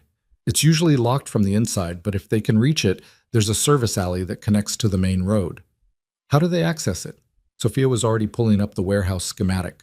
Through the maintenance corridor behind the main storage area. It's narrow, maybe 3 feet wide, but it bypasses the north corridor entirely. Lena pointed to the map. Here. They'd have to move through the storage room, but it gets them to the dock without confronting the main guard force. Sophia relayed the information immediately, and Lena watched Marcus redirect his team. They moved Mia through the storage area, using industrial shelving as cover, while suppressing fire kept the guards occupied. The narrow corridor appeared exactly where Lena said it would, and the team funneled through it with Mia protected in the center of their formation. They reached the loading dock 3 minutes later. The door was locked as expected, but Adrian's team had brought breaching charges for exactly this contingency. A controlled explosion blew the lock, and suddenly they were outside, moving toward extraction vehicles, while return fire sparked off concrete and metal. Go, go, go! Marcus's voice was steady despite the chaos. Principal is secure, moving to secondary extraction point. Lena watched them load Mia into an armored SUV, watched the vehicle accelerate away from the warehouse with 2 others providing security, watched until the feeds showed clear roads and no pursuit. They're clear, Sophia confirmed, monitoring traffic cameras. No tails, no complications. ETA to safe house is 20 minutes.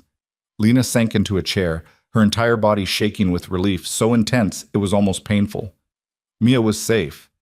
They'd actually done it. Infiltrated her father's stronghold and extracted her sister without anyone on their team being seriously injured. Adrian appeared beside her, materializing from wherever he'd been coordinating the operation. Told you I'd bring her home. You did. Lena looked up at him, seeing the man who'd just deployed military-level resources to save a 19-year-old girl he'd never met, all because she mattered to his wife. Thank you doesn't seem adequate. Thank you isn't necessary. This is what partners do, protect what matters to each other. Adrian pulled out his phone. But we're not done. Your father just lost his only leverage, and men like him don't accept that gracefully. He'll retaliate. Let him try. Lena stood, and something in her expression made Adrian's eyes sharpen with approval. He wanted to teach me a lesson about choosing loyalty over strategy.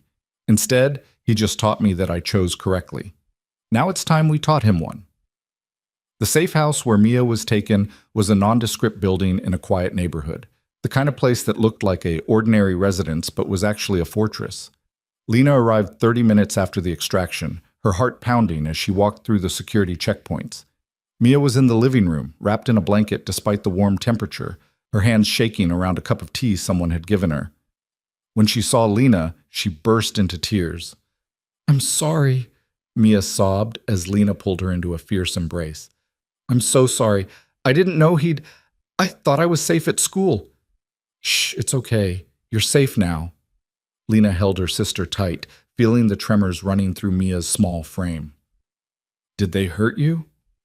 "No. They grabbed me and put me in a van, and then that room..." Mia's voice broke. "Father was there. He said terrible things about you, about your husband, about how you'd betrayed the family. What I did wasn't betrayal. It was survival." Lena pulled back, looking into her sister's red-rimmed eyes. "Mia, I need you to listen to me very carefully. What Father did, kidnapping you, using you as leverage, that's not going to happen again, ever. Because Adrian and I are going to make sure of it. What are you going to do?" Lena thought about the maps in the war room, about the systematic dismantling they'd been planning, about the fact that her father had just given them the perfect justification to accelerate everything. "We're going to end this," she said simply, "permanently." Over the next 72 hours, Lena and Adrian executed a coordinated assault on Dominic Varelli's empire that was devastating in its precision. They didn't use violence, they used something far more destructive: information. Sophia's team had spent weeks gathering intelligence on every illegal operation, every corrupt official, every financial crime that Dominic had committed over 3 decades of criminal enterprise. Now they weaponized that information with surgical accuracy. Anonymous tips went to federal law enforcement about money laundering operations. Detailed financial records were leaked to the IRS documenting decades of tax evasion. Evidence of bribery and corruption was delivered to the Chicago District Attorney's Office with comprehensive documentation that made prosecution inevitable. But the killing blow came from an unexpected direction: the families themselves. Lena personally reached out to every family that had attended her father's failed meeting, every ally he'd counted on for support, and she made them an offer that was simultaneously generous and threatening. Join Adrian's alliance structure with favorable terms, or go down with Dominic when the federal investigations inevitably expanded beyond just the Virellis. "You have 48 hours to decide," she told Marco Castellano during a phone call that was professionally cordial and absolutely ruthless. After that, the district attorney receives an expanded brief that includes anyone still allied with my father. Your choice: adapt and survive, or cling to loyalty and face federal prosecution. She made that same call 17 times over 2 days, and 16 families chose survival. Only one, the Morellis, a dying family run by a patriarch in his 80s who didn't care about consequences anymore, chose loyalty. By the time federal agents raided Dominic Virelli's primary residence with warrants for money laundering, racketeering, and conspiracy, his entire power structure had collapsed. The families had abandoned him. His financial networks were frozen. His political protection had evaporated the moment the evidence became too overwhelming to ignore. Lena watched the raid on the news from Adrian's study, sitting beside her husband while Chicago's media breathlessly reported the fall of one of the city's most powerful crime bosses. There was something surreal about seeing her childhood home swarmed by federal agents, about watching her father being led away in handcuffs, about knowing that she had orchestrated this destruction. "How do you feel?" Adrian asked quietly. Lena considered the question. She thought she'd feel triumphant or relieved or guilty. Instead, she felt something simpler, free. "Like I finally chose myself," she said. "Like every choice I made. Marrying you, helping dismantle his empire, protecting Mia, all of it was choosing to matter instead of just survive. You always mattered, Lena. You just needed the right circumstances to prove it." On the screen, Dominic Virelli was being read his rights. Lena wondered if he understood yet what had destroyed him, not rival families or federal investigations, but his own daughter. The girl he'd dismissed as forgettable, the woman he'd tried to use as currency, the strategic mind he'd never bothered to value. "There's still one loose end," Marcus said from the doorway. He'd been coordinating with their legal team, making sure the federal cases against Dominic were airtight. "Your father's asking to see you, says he'll only talk if you're there." "Absolutely not," Adrian said immediately. "It's a trap or a manipulation." "I'll go," Lena interrupted. "Lena, I need to. Not for him, for me. I need him to see exactly what I've become." She looked at Adrian. "But I won't go alone. You'll be with me?" Adrian studied her for a long moment, then nodded. "Always." The federal detention center was exactly as depressing as Lena expected. Gray walls, fluorescent lighting, the institutional smell of desperation and defeat. Dominic Virelli sat in an interview room wearing an orange jumpsuit that looked obscene on a man who'd spent his entire life in custom suits. He looked older than Lena remembered, the weight of his crimes and their consequences aging him years in just days. When she entered with Adrian, his expression cycled through surprise, rage, and something that might have been respect in a man capable of that emotion. "You did this," Dominic said without preamble. "All of it. The family's turning, the federal investigation, the systematic destruction of everything I built. My own daughter." "Yes," Lena said simply, taking the seat across from him. Adrian remained standing, a silent presence that reminded Dominic exactly who held power now. "Why? I gave you to Moretti. I gave you the alliance you wanted. You should have been grateful." "Grateful?" Lena's laugh was harsh. "You tried to sell my sister to a monster. When I stopped you, you tried to use her against me anyway. You kidnapped a 19-year-old girl to punish me for choosing survival over obedience, and you wonder why I destroyed you. She's my daughter. She's a person, so am I. We were never yours to use as currency." Lena leaned forward, her voice deadly calm. "You spent my entire life telling me I didn't matter, that I was forgettable, that my intelligence was worthless compared to Mia's youth or the sons you never had. But you were wrong. I mattered enough to dismantle your empire. I mattered enough that the most powerful man on the eastern seaboard married me as an equal partner. I mattered enough to save my sister and destroy you in the same 72 hours. Dominic's jaw tightened. You think Moretti values you. He's using you, just like I would have used you. The moment you stop being useful, he'll still value me because we built something together based on mutual respect instead of ownership. Lena stood. But honestly, Father, I didn't come here to justify my choices to you. I came to make sure you understood exactly what you lost when you underestimated me. I made you, Dominic said, his voice rising. Everything you know about this world, every skill you used to destroy me. I taught you that. By making you watch, by letting you see how power really works. You taught me what not to be, how not to treat people, how not to value intelligence over loyalty or strategy over humanity. Lena moved toward the door, then paused. The federal prosecutors have enough evidence to put you away for the rest of your life. The families have abandoned you, your empire is gone, and your daughters are both free from you forever. That's your legacy, Father. That's what you built. She walked out without looking back, Adrian falling into step beside her. Behind them, Dominic Varelli was shouting something, threats or pleas or curses. Lena didn't know and didn't care. That was brutal, Adrian observed as they moved through the detention center's security checkpoints. That was necessary. Lena took a deep breath of outside air when they finally emerged from the building. He needed to know that I wasn't his victim anymore, that I chose this. All of it. Do you regret it?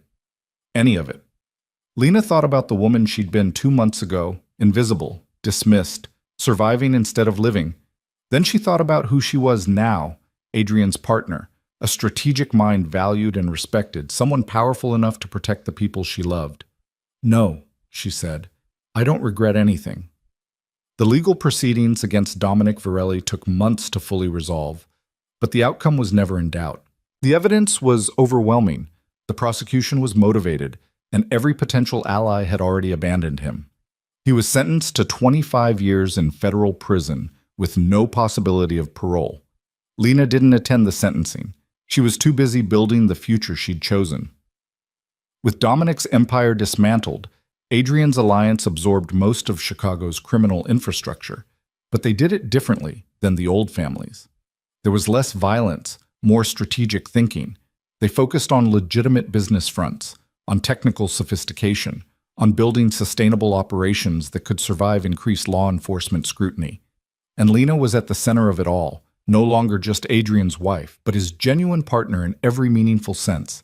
She ran point on Chicago operations, managed relationships with the absorbed families, and proved that intelligence and strategy were more valuable than brute force. Mia returned to Colombia after spending 2 weeks in protective custody, shaken but ultimately undamaged by her ordeal. She called Lena every few days, her voice getting stronger each time, rebuilding her confidence in her life far away from their father's shadow. Are you happy? Mia asked during one of those calls, 3 months after Dominic's sentencing. Lena looked around Adrian's study, her study now too, her books on the shelves, her notes on the desk, her strategies shaping the future they were building together. She thought about the partnership she'd found, the power she'd earned, the freedom she'd fought for. Yes, she said, and meant it. I really am. Good. You deserve to be. Mia paused. Lena, thank you for everything you sacrificed to give me this life. I didn't sacrifice anything, Lena said gently. I chose. There's a difference. After she hung up, Adrian appeared in the doorway with 2 glasses of wine and a satisfied expression. The Castellano merger is complete, he announced. Marco Jr. just signed the final paperwork. As of tonight, we control 80% of Chicago's organized operations. And the remaining 20%? Small operators, not worth the effort to absorb. We'll leave them alone as long as they don't cause problems. Adrian handed her a glass. We did it, Lena. We took Chicago without a war. We did it with strategy instead of violence, with intelligence instead of brute force. Lena clinked her glass against his. Exactly like we planned. Exactly like you planned, Adrian corrected. This was your strategy, your knowledge of the families, your ability to negotiate and convince. I just provided the resources and protection. Partners, Lena said. That's what we agreed. Equal contributions, equal authority. Partners, Adrian agreed. His dark eyes held something Lena had learned to recognize over the past months. Respect, certainly, but also something warmer, something that looked almost like affection. To the empire we built together. They drank to that, standing in the study where they'd planned their victory, surrounded by the evidence of what they'd accomplished. And Lena realized that somewhere between strategic alliance and genuine partnership, between choosing survival and claiming power, she'd found something she'd never expected. She'd found home, not in a place or a building, but in the partnership itself, in being valued, trusted, seen, in mattering to someone who had the power to protect what mattered to her, in building something that was genuinely hers instead of just surviving in someone else's world. What are you thinking? Adrian asked, watching her with that perceptive gaze that missed nothing. That I made the right choice, Lena said, when I walked into my father's office and offered myself in Mia's place. When I agreed to marry you. When I helped dismantle my father's empire. All of it. I chose correctly. No regrets? None. Adrian smiled, and it was genuine, warm, the expression of someone who'd found exactly what they were looking for in the most unexpected place. Good, because we're just getting started. Chicago was just the beginning. What's next? Whatever we decide together. Adrian moved closer, and for the first time since they'd married, the space between them felt charged with something beyond strategy and alliance. That's the beauty of partnership, Lena. We build the future we choose. No one else's rules, no one else's expectations, just ours. Lena thought about that, about the radical freedom of choosing her own path, about the power that came with being valued for her mind, about the partnership that had transformed from strategic necessity into something genuine and lasting. Then let's make it extraordinary, she said. And they did. The months following Dominic Varelli's imprisonment transformed Chicago's criminal landscape in ways that most people would never see or understand. On the surface, the city looked the same restaurants, the same businesses, the same political machinery grinding forward. But underneath, the power structures had fundamentally shifted, and Lena Moretti stood at the center of that transformation. She'd stopped thinking of herself as Lena Varelli somewhere around month 4 of her marriage. That woman, invisible, dismissed, surviving on the margins of her father's world, felt like someone else entirely. Lena Moretti was powerful, respected, feared in the right circles, and valued in ways that still surprised her when she stopped to think about it, which she tried not to do too often, because thinking led to questioning, and questioning led to wondering if this was all somehow temporary. If Adrian would eventually tire of their partnership, if the families would eventually challenge her authority, if she'd wake up one morning back in her father's house with all of this revealed as an impossible dream. But 6 months became 8, and 8 became 10, and the dream kept proving itself real. You're doing it again, Adrian said one evening as they reviewed quarterly reports in their study. It had become genuinely theirs over time, his books alongside hers, his notes integrated with her strategic analyses, their partnership reflected in every detail of the space. Doing what? That thing where you look surprised that you're still here, still valuable, still my partner. Adrian set down the financial document he'd been reviewing. After 10 months, you'd think you'd accept that this is permanent. Old habits, Lena said, but she smiled slightly. I spent 26 years learning to expect dismissal. It's hard to unlearn overnight. It's been 10 months, not overnight. At some point, you need to trust that I meant what I said. Adrian moved around the desk, settling into the chair beside hers instead of across from her. We're partners, Lena. Equals. That's not going to change because you have a bad quarter or make a strategic mistake or stop being useful in some arbitrary way. Even partners can dissolve arrangements. They can, but they don't, when the partnership is working this well. Adrian gestured to the report spread across their desk. We've absorbed 87% of Chicago's organized operations. Revenue is up 42%. Federal investigations have dropped by 60% because we've cleaned up the most obviously criminal activities. The families respect us, the politicians fear us, and we're building something sustainable, He looked at her directly. That's not happening because of me alone. That's happening because of us. Because you're brilliant at this. Lena wanted to deflect the compliment, to minimize her contributions the way she'd learned to do under her father's dismissive gaze. But Adrian was right.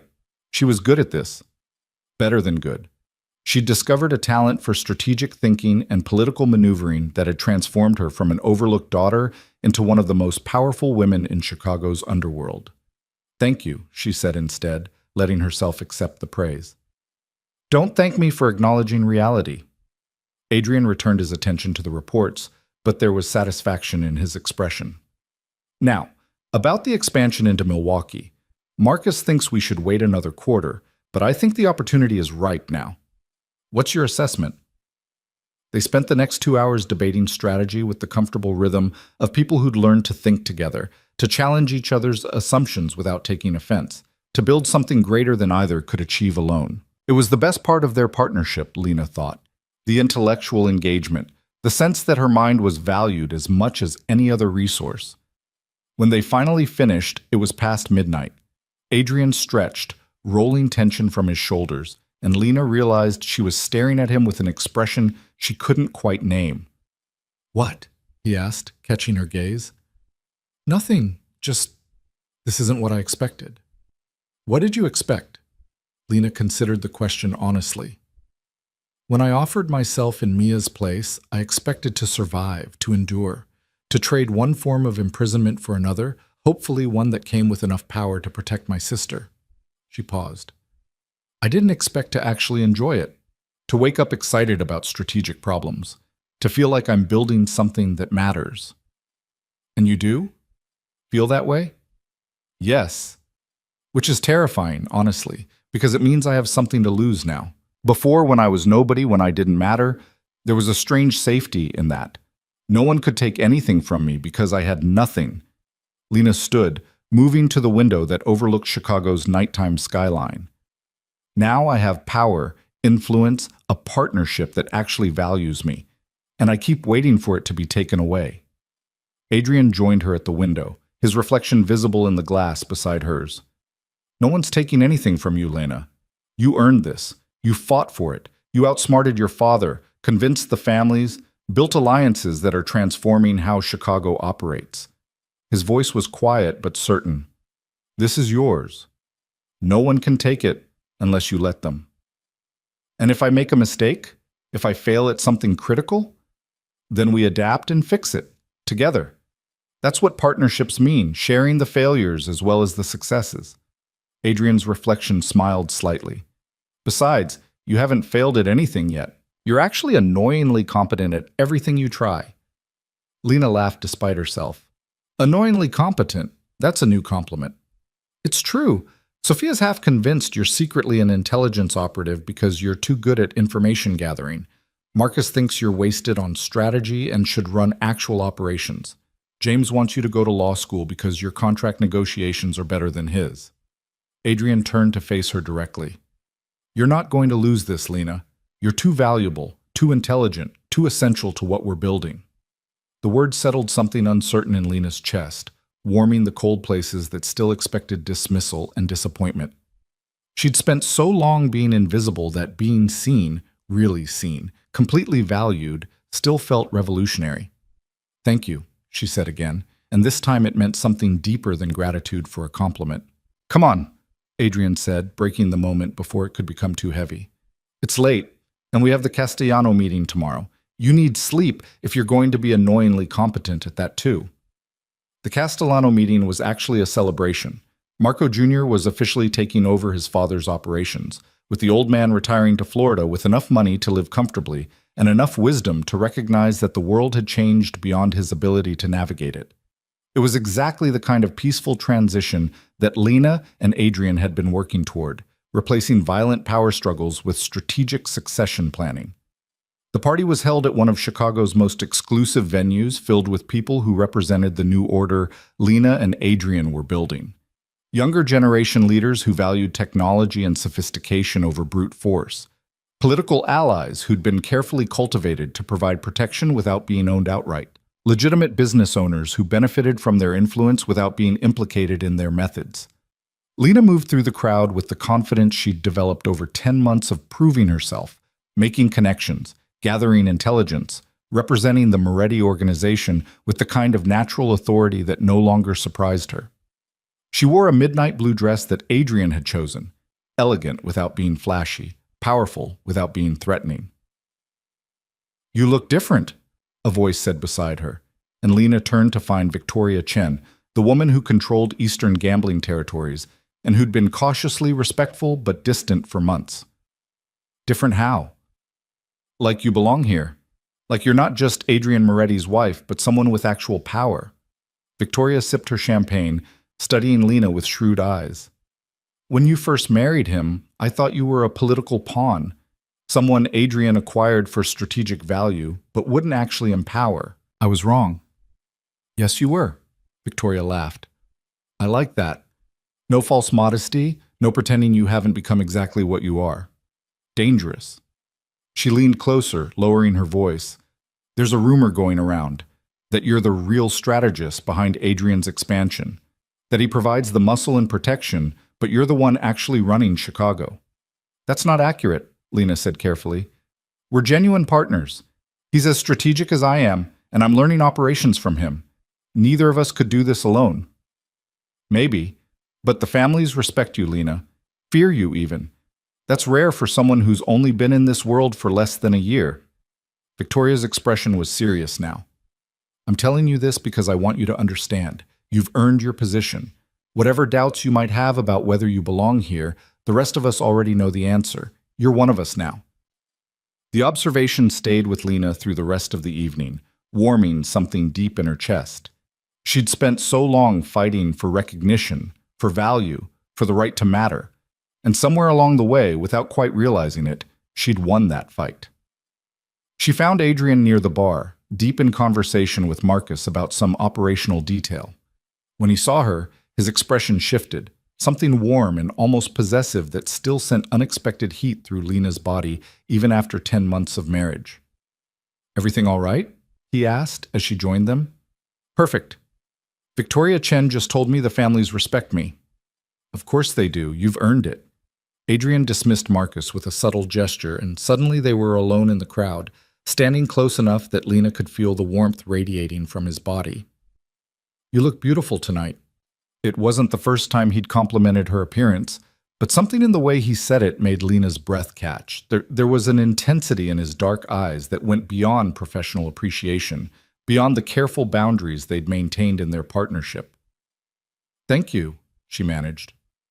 "We should dance," Adrian said, offering his hand. "People expect it, and honestly, I want an excuse to hold you." The admission was so unexpected that Lena just stared at him. In 10 months of marriage, they'd been scrupulously professional with each other, partners, colleagues, friends even, but never crossing the line into anything more intimate. They had separate bedrooms, separate personal lives, a relationship built on mutual respect and strategic alliance rather than romance. But the way Adrian was looking at her now was anything but professional. "All right," Lena said, placing her hand in his. The dance floor was crowded with powerful people trying to look relaxed, but Adrian guided her to a quieter corner where they could move without being jostled. His hand settled at her waist, warm through the silk of her dress, and Lena felt hyper-aware of every point of contact between them. "This is different," she said as they began to move. "What is?" "This. Us. We've never... Lena struggled to articulate what was shifting between them. "We've been very careful to keep things professional." "We have. Because I wanted you to feel safe. To know that this partnership wasn't contingent on romantic or physical expectations." Adrian's voice was low, meant only for her. "But Lena, it's been 10 months. 10 months of working beside you, watching you grow into your power, seeing exactly how brilliant and ruthless and extraordinary you are. And somewhere along the way, professional respect became something more." Lena's heart was pounding. "What are you saying?" "I'm saying that I value our partnership above everything, that I wouldn't risk it for anything. But I'm also saying that if you felt the same way, if you wanted this to be more than just a strategic alliance, I'd like that, very much." "You want to change our arrangement?" "I want to expand it," Adrian corrected. Keep everything we have, the partnership, the respect, the equality, but add something more, if you want that too. Lena thought about the past 10 months, about how her feelings toward Adrian had evolved from cautious trust to genuine respect to something warmer and more complicated. She'd noticed how her pulse quickened when he smiled at her, how she looked forward to their evening strategy sessions as much for his company as for the work, how she'd started imagining what it might be like if their marriage was real in all the ways that mattered. "I want that," she admitted quietly. "I've wanted it for months, but I didn't know if you—" Adrian kissed her then, right there on the dance floor with half of Chicago's criminal elite watching, and it was nothing like their brief professional kiss at their wedding. This was real, deep, full of 10 months of carefully suppressed desire and genuine feeling. Lena kissed him back with equal intensity, her hands sliding up to his shoulders, anchoring herself to this moment that felt like crossing another threshold she'd never expected to reach. When they finally broke apart, Adrian's eyes were dark with want, but also with something softer. Affection, maybe, or the beginning of love. "Well," he said, slightly breathless. "That certainly made a statement to everyone watching." "Good. Let them know this is real." Lena was aware that people were staring, that they'd just publicly transformed their relationship from strategic alliance to something genuine. "No more pretending this is just business." "No more pretending," Adrian agreed. He pulled her closer and they resumed dancing, but everything had changed. The careful distance was gone, replaced by intimacy that felt both new and inevitable. "Where do we go from here?" Lena asked against his shoulder. "Wherever we want, together." Adrian's hand tightened on her waist. "That's always been the beauty of this partnership. We decide together what we're building." The party continued around them, but Lena was barely aware of it. She was too focused on the man in her arms, on the partnership that had transformed into love without either of them quite realizing when it happened, on the future they were creating that looked nothing like what she'd imagined 10 months ago. When they finally left the party hours later, they went home together in a way that felt different from every other night. Adrian's hand found hers in the car, their fingers interlacing naturally, and Lena realized this was what she'd been unconsciously wanting. Not just partnership, but genuine connection. Not just respect, but affection. Not just survival, but actual happiness. "Are you certain about this?" Adrian asked as they entered their home. "Because once we cross this line, I don't want to go back. I don't want separate bedrooms and professional distance and pretending this is just strategic alliance." "I'm certain," Lena said. "I've been certain for months. I was just afraid to risk what we'd built." "We're not risking anything. We're adding to it." Adrian drew her close, his forehead resting against hers. "I love you, Lena. I think I've loved you since that first negotiation when you offered yourself in your sister's place, and I realized you were the bravest, smartest person I'd ever met. But I wanted you to choose this freely, without pressure, when you were ready." "I'm ready now." Lena kissed him again, softer this time, savoring the moment. "I love you too, and I choose this. I choose us." What followed was natural and inevitable. Two people who'd been building toward this moment for 10 months, finally allowing themselves to acknowledge what had been growing between them all along. They made love with the same intensity they brought to their partnership, fierce and tender, strategic and spontaneous, perfectly matched. Afterward, lying tangled together in Adrian's bed, their bed now, Lena supposed, she felt more at peace than she'd ever been in her life. "What are you thinking?" Adrian asked, his fingers tracing lazy patterns on her shoulder. "That I made the right choice. Every single one of them." Lena nestled closer. "Offering myself in Mia's place, marrying you, destroying my father, building this empire. All of it led here. To us." "To us," Lena agreed. "To partnership and power and love. To everything I never knew I could have." The next morning, Lena woke to find Adrian already awake, watching her with an expression that made her smile. "Regretting your choices?" she teased. "Never. Just appreciating them." Adrian pulled her closer. "We should tell Mia about us being real, not just strategic. She'll say she knew all along. She's annoyingly perceptive like that." Lena thought about her sister, thriving at Columbia, building the life Lena had sacrificed so much to give her. I should visit her. We both should. She deserves to meet the man I actually love, not just the strategic alliance I married. I'd like that. And Lena, we should also discuss the future, our future, beyond just business operations. What did you have in mind? Adrian was quiet for a moment, his hand finding hers beneath the sheets. I want to build something lasting, not just an empire, but a legacy. With you, as genuine partners in every sense. He paused. And eventually, maybe a family, if that's something you'd want. Lena thought about what family had meant in her father's world: currency, leverage, tools to be used and discarded. Then she thought about what it could mean in the world she and Adrian were creating: partnership, love, building something that valued people instead of just using them.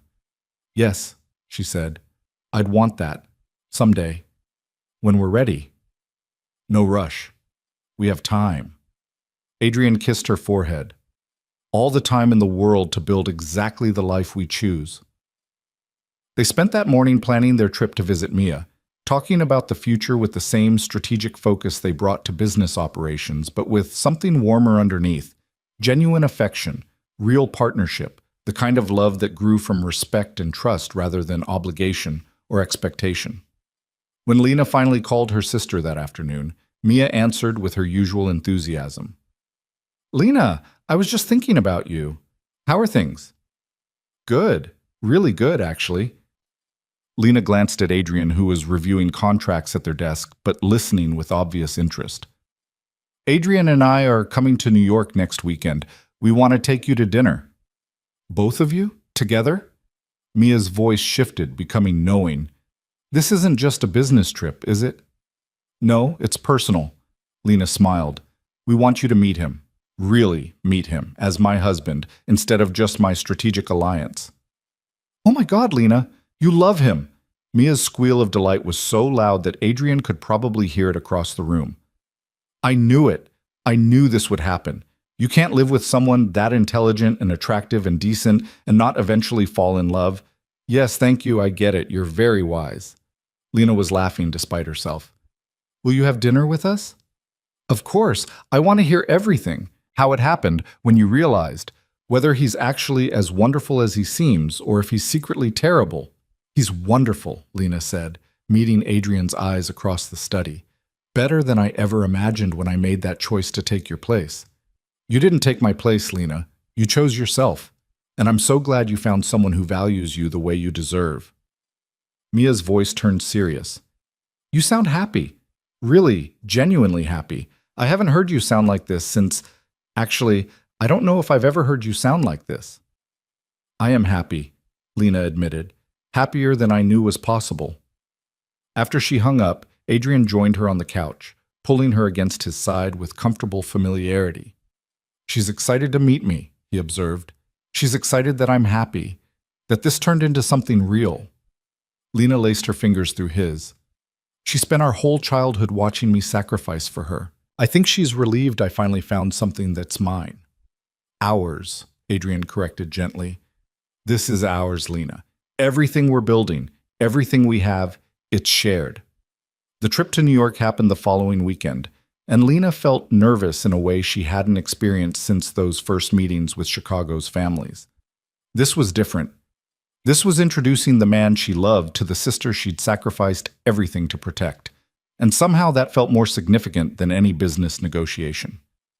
Mia met them at an upscale restaurant near Columbia, and Lena watched her sister's face cycle through surprise and approval as she took in Adrian's genuine warmth, his obvious affection for Lena, the way he treated her like an equal partner rather than an acquisition. So you're the man who married my sister, Mia said, after the initial pleasantries, studying Adrian with the same perceptive intelligence that ran in their family. I'm the man lucky enough that your sister agreed to marry me, Adrian corrected with a slight smile, and who spent the past 10 months discovering exactly how extraordinary she is. Good answer. Mia's expression softened.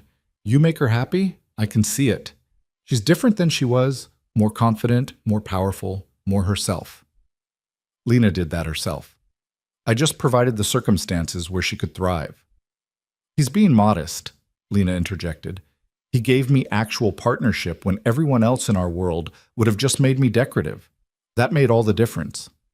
They spent the dinner talking about Mia's studies, about the empire Lena and Adrian were building, about the future they were creating together. Lena watched her sister relax as she realized that Adrian genuinely valued Lena, that this wasn't manipulation or control, but real partnership and love. "I'm glad you found each other," Mia said as the evening wound down. "When I think about what almost happened, what Father tried to do to me, what you sacrificed to stop it, it could have ended so badly, but instead it ended with you finding actual happiness. That feels like justice somehow." "It feels like choice," Lena said. "I chose to protect you. I chose to partner with Adrian. I chose to destroy Father's empire. And every choice led me here, to exactly where I'm supposed to be." After they said goodbye to Mia and returned to their hotel, Adrian pulled Lena into his arms with the easy affection that had developed between them over the past months.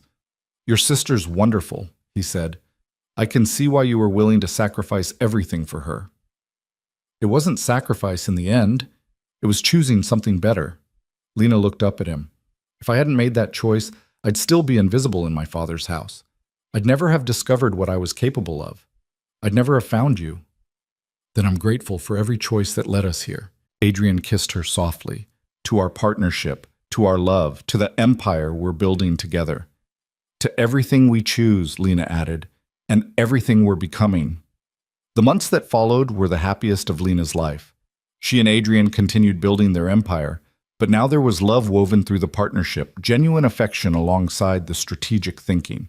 They shared a bedroom, shared their lives, shared everything in ways that made their alliance stronger, rather than complicating it. The families adapted quickly to the shifted dynamic, recognizing that Lena and Adrian were genuinely united rather than just politically connected. It made them more formidable, more impossible to divide or manipulate. A year after their wedding, Lena received a letter from her father. The prison chaplain had delivered it with the explanation that Dominic Varelli was serving his sentence quietly, had given up his appeals, and wanted to communicate one final message to his daughter. Lena almost threw it away without reading it, but curiosity, and maybe the need for closure, made her open it instead. The letter was brief, written in her father's precise handwriting. "You were right. I underestimated you. I saw a daughter where I should have seen a strategist, a weakness where there was strength, a tool where there was a threat. You destroyed me more thoroughly than any rival ever could, and you did it while I was still convinced you were insignificant. That takes remarkable intelligence and patience. I taught you to be ruthless without meaning to, and you wielded that ruthlessness against me with perfect precision. I suppose I should be proud, though mostly I'm just impressed. You've become exactly what I tried to prevent: powerful, respected, impossible to control. I hope it was worth the cost." Lena read the letter twice, then handed it to Adrian without comment. "He's trying to take credit," Adrian observed after scanning the contents, "suggesting he taught you everything, that your victory is somehow his achievement. I know, but he's also admitting I won, that I outsmarted him, that I became more powerful than he ever allowed himself to imagine." Lena took the letter back, studying her father's words. "That's enough. I don't need his approval or his pride. I just needed him to acknowledge that I mattered." "What will you do with it?" Lena considered for a moment, then carefully folded the letter and placed it in a drawer of her desk. "Keep it, as a reminder of where I came from and how far I've traveled. But it doesn't change anything. He's my past. You're my future." "We're your future," Adrian corrected, pulling her into his arms. "Everything we're building together." 2 years after their wedding, Lena stood in the penthouse apartment she and Adrian had bought overlooking Lake Michigan, watching the sun set over the city they controlled together. Chicago gleamed below her, beautiful and brutal, and theirs in ways that still filled her with satisfaction. She heard Adrian enter before she saw him, his footsteps familiar and welcome. "Thinking about how far you've come?" he asked, joining her at the window. "Thinking about how far we've come," Lena corrected. 2 years ago, I was nobody. Invisible, surviving on the margins of my father's world. Now you're one of the most powerful women in Chicago, respected by families who've been in this world for generations.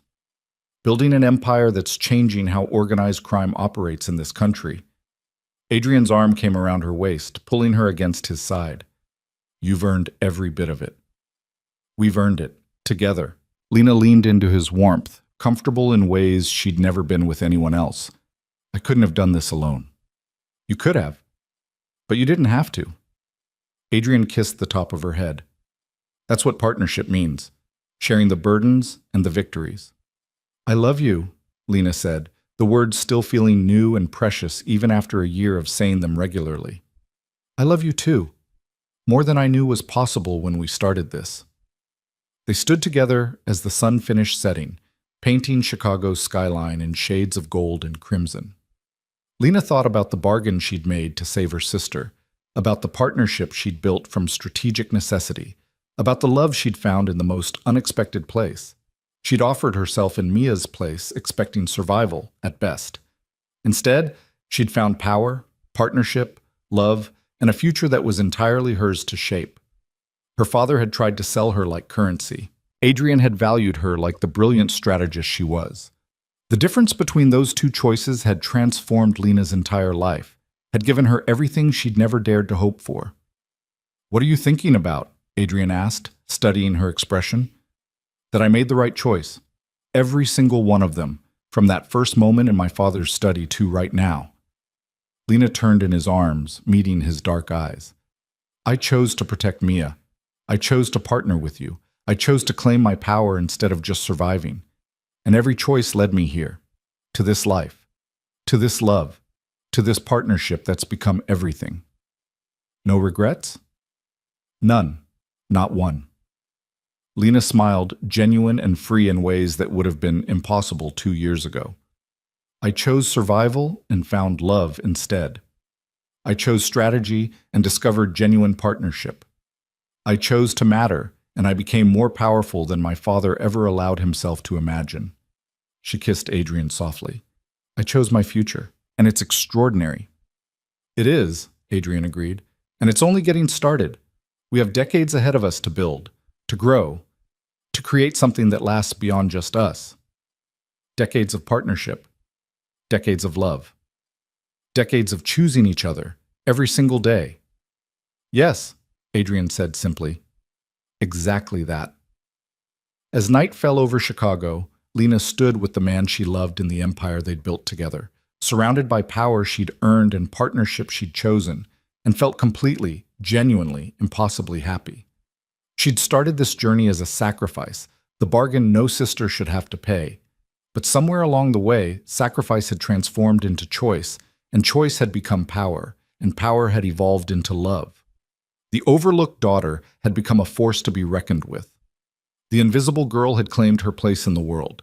The woman who'd offered herself to save her sister had discovered she was worth saving too. And in choosing herself, in claiming power, demanding respect, building partnership, and allowing love, Lena had finally found the one thing she'd been searching for her entire life without realizing it. She mattered.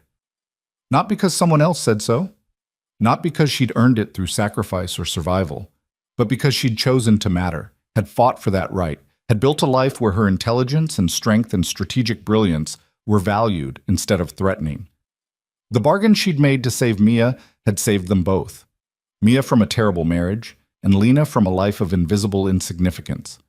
And now, standing in the future she'd claimed with both hands, Lena Moretti smiled and held tighter to the man who'd helped her become exactly who she was always meant to be: powerful, valued, loved, free.